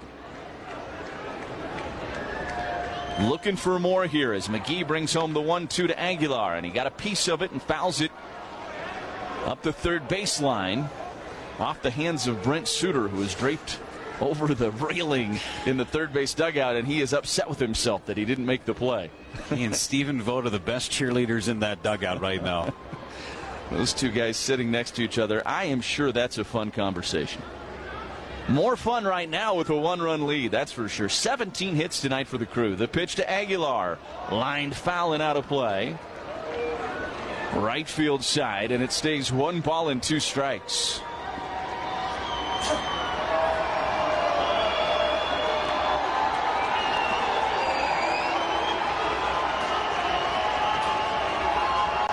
Saladino at third, Shaw's at first. 1-run home. Aguilar trying to give the Brewers some Badger Mutual insurance runs here tonight. The 1-2 missed down and in. Good take from Aguilar, and it's 2 balls and 2 strikes. This has been a trait of this team this year. Jeff, you talked about the 2 4-run deficits that the Brewers have overcome. That's a lot this early in the season to overcome a couple of 4-run deficits, but there's been a lot of late inning drama with this team. And for the most part, they've been on the right side of it. The pitch, little check swing, ground ball right side, glove by LeMahieu. He throws to first, and the inning is over. But the Brewers get a run on 3 hits. They leave a couple, but the important part is they lead on the scoreboard. It's 11-10 as we go to the bottom of the 10th on the Associated Bank Brewers Radio Network. Visit your mom for Mother's Day. Guess what? Bottom of the 10th inning here in Colorado. Brewers with an 11-10 lead. They won last night's game 5-2. And now Josh Hader onto the mound here in the bottom of the 10th inning to try and nail this thing down for the Crew. Hader making his 14th appearance, a 1.64 ERA. Hader 22 innings, 4 earned runs, 46 strikeouts for the lefty.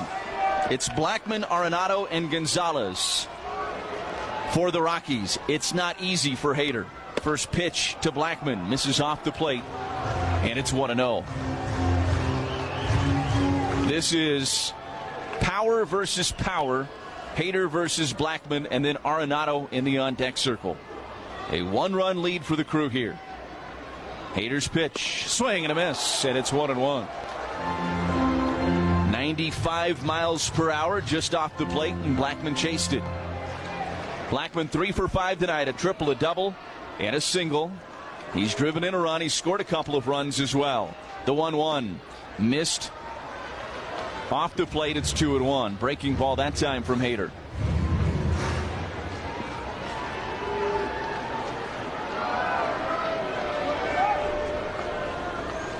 Hader comes set, and the 2-1 pitch to Blackmon. Half-hearted check swing, but he offered at it, and it's 2-2. Another good fastball that time. Low and away to Charlie Blackmon. And you just get a great feel for how uncomfortable of an at-bat it is for a left-handed hitter against Josh Hader. So often the body language and the lack of confidence in the swings. The pitch fouled back our way. And it's 2-2 here against Blackmon. Guys just have a hard time committing to the swing sometimes against Josh Hader. They just don't pick up the baseball very well.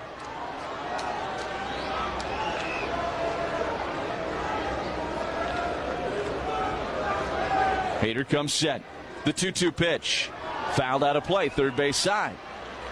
And the count will remain 2-2, and Blackmon doing a good job fighting off a couple of pitches here from Hader. Brewers plating a run on an RBI single from Travis Shaw on the top of the 10th to grab an 11-10 lead. Bullpen has been used tonight. Brandon Woodruff only went 3 innings. He worked into the 4th but did not record an out.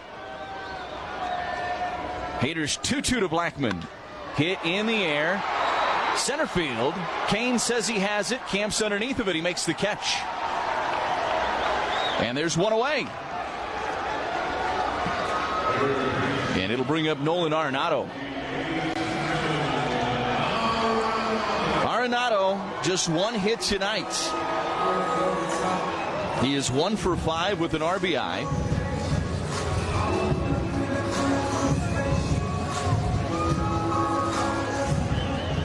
Right-handed hitter, so a little different matchup here for Hader.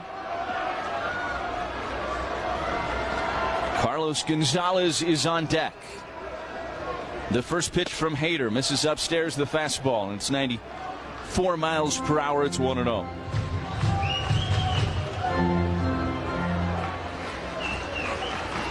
Hader trying to lock down a Mills Fleet Farm save opportunity. Saving since 1955. There's his strike to Arenado. And it's 1-1. He has really put together so far really kind of a historical type of season. It's still just May, but it's been an incredible start to the year for Josh Hader. The 1-2. Swing and a miss. Oh, did it pop out of the glove of Pena? No, he did squeeze it initially for the outs. So Arenado got a piece of it. It was in and out of the glove of Pena for a moment. And then what Lance Barksdale's saying is essentially on the exchange, it popped out of Manny Piña's glove, and so Bud Black came out to talk to Lance Barksdale, but it's a strikeout. Strikeout number 47 on the year for Josh Hader, and there's 2 down. And now Carlos Gonzalez coming to the plate. Pretty clear on the exchange. Yeah, that was not even close. He easily had it in the mitt and was turning the mitt over to go get the ball out of it when it popped out. So 2 down and nobody on. Gonzalez comes to the plate. He has a home run tonight and a single. He is 2 for 4 on the evening. Hader's first pitch to him, fouled right back towards us into the netting, and it's 0-1. Hader looking cool and confident, and coming right after these Rockies hitters. Manny Piña going to come out and visit with Josh Hader. Everybody gets a mound visit per inning once you get into the extra innings. Crew had a couple left anyway. That conversation now over.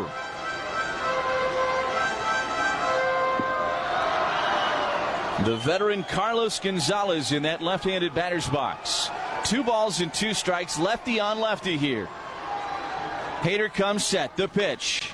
Fouled out of play down the left field line. And the count stays at 2-2. The Rockies, for going 2 up and 2 down so far, have made Hader throw some pitches. They fouled off some pitches here in this 10th. He's thrown 18. And nobody's reached against him. The Rockies have just gone deep into the counts. Here's the 2-2 from Hader coming home. Swing and a miss. Hader got him with the slider. And the Brewers, at one point down 9-3, force extra innings.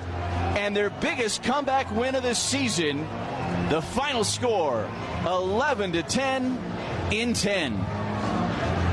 What a crazy game here at Coors Field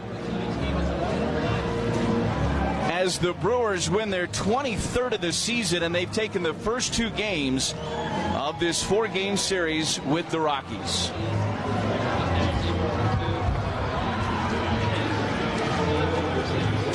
Welcome to Denver, everybody.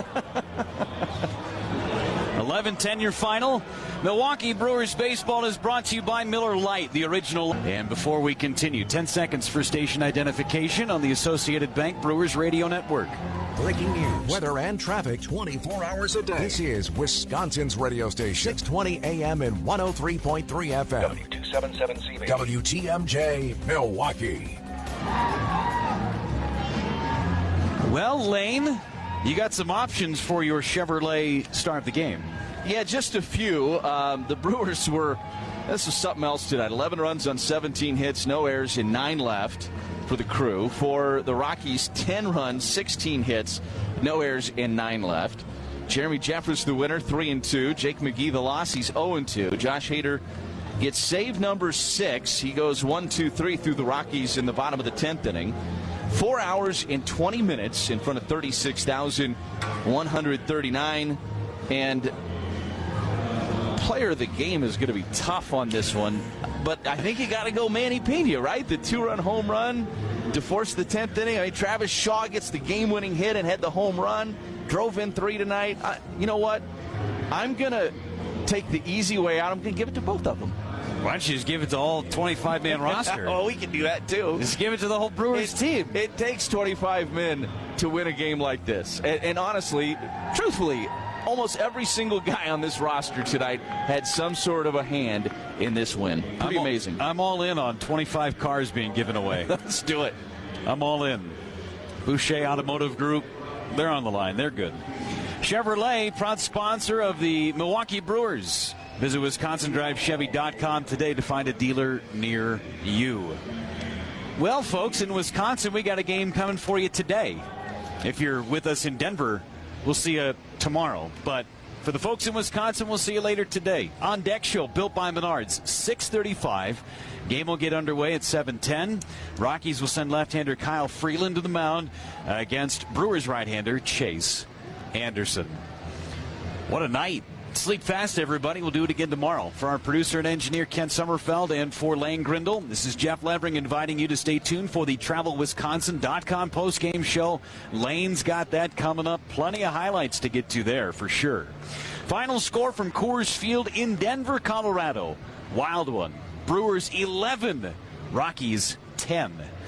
Have a terrific rest of your Friday night, everybody. You've been listening to the Associated Bank Brewers Radio Network. MJ.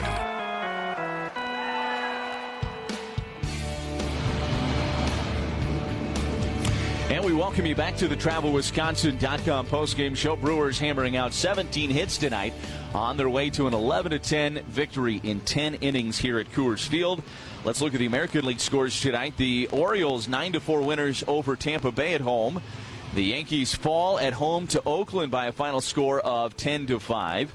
In 12 innings, the Blue Jays 5-3 winners over the Red Sox. A final in Cleveland, the Royals come from behind and get a 10-9 victory over the Indians. They were postponed in Detroit. Mariners and Tigers were set to play in that series. They get postponed due to weather. A final in Houston, the Rangers 1-0 shutout over the Astros. Cole Hamels the winner, Justin Verlander the tough luck loser. Top of the ninth inning out in Anaheim. It's a 4-3 lead for the Angels over the Twins. And that's a look around the American League scoreboard. 11-10 the score here tonight. Brewers over the Rockies in 10 innings here at Coors Field. When we come back, we're going to attempt to recap all the craziness of this one. This is the TravelWisconsin.com postgame show on the Brewers Radio Network. Radio WTMJ.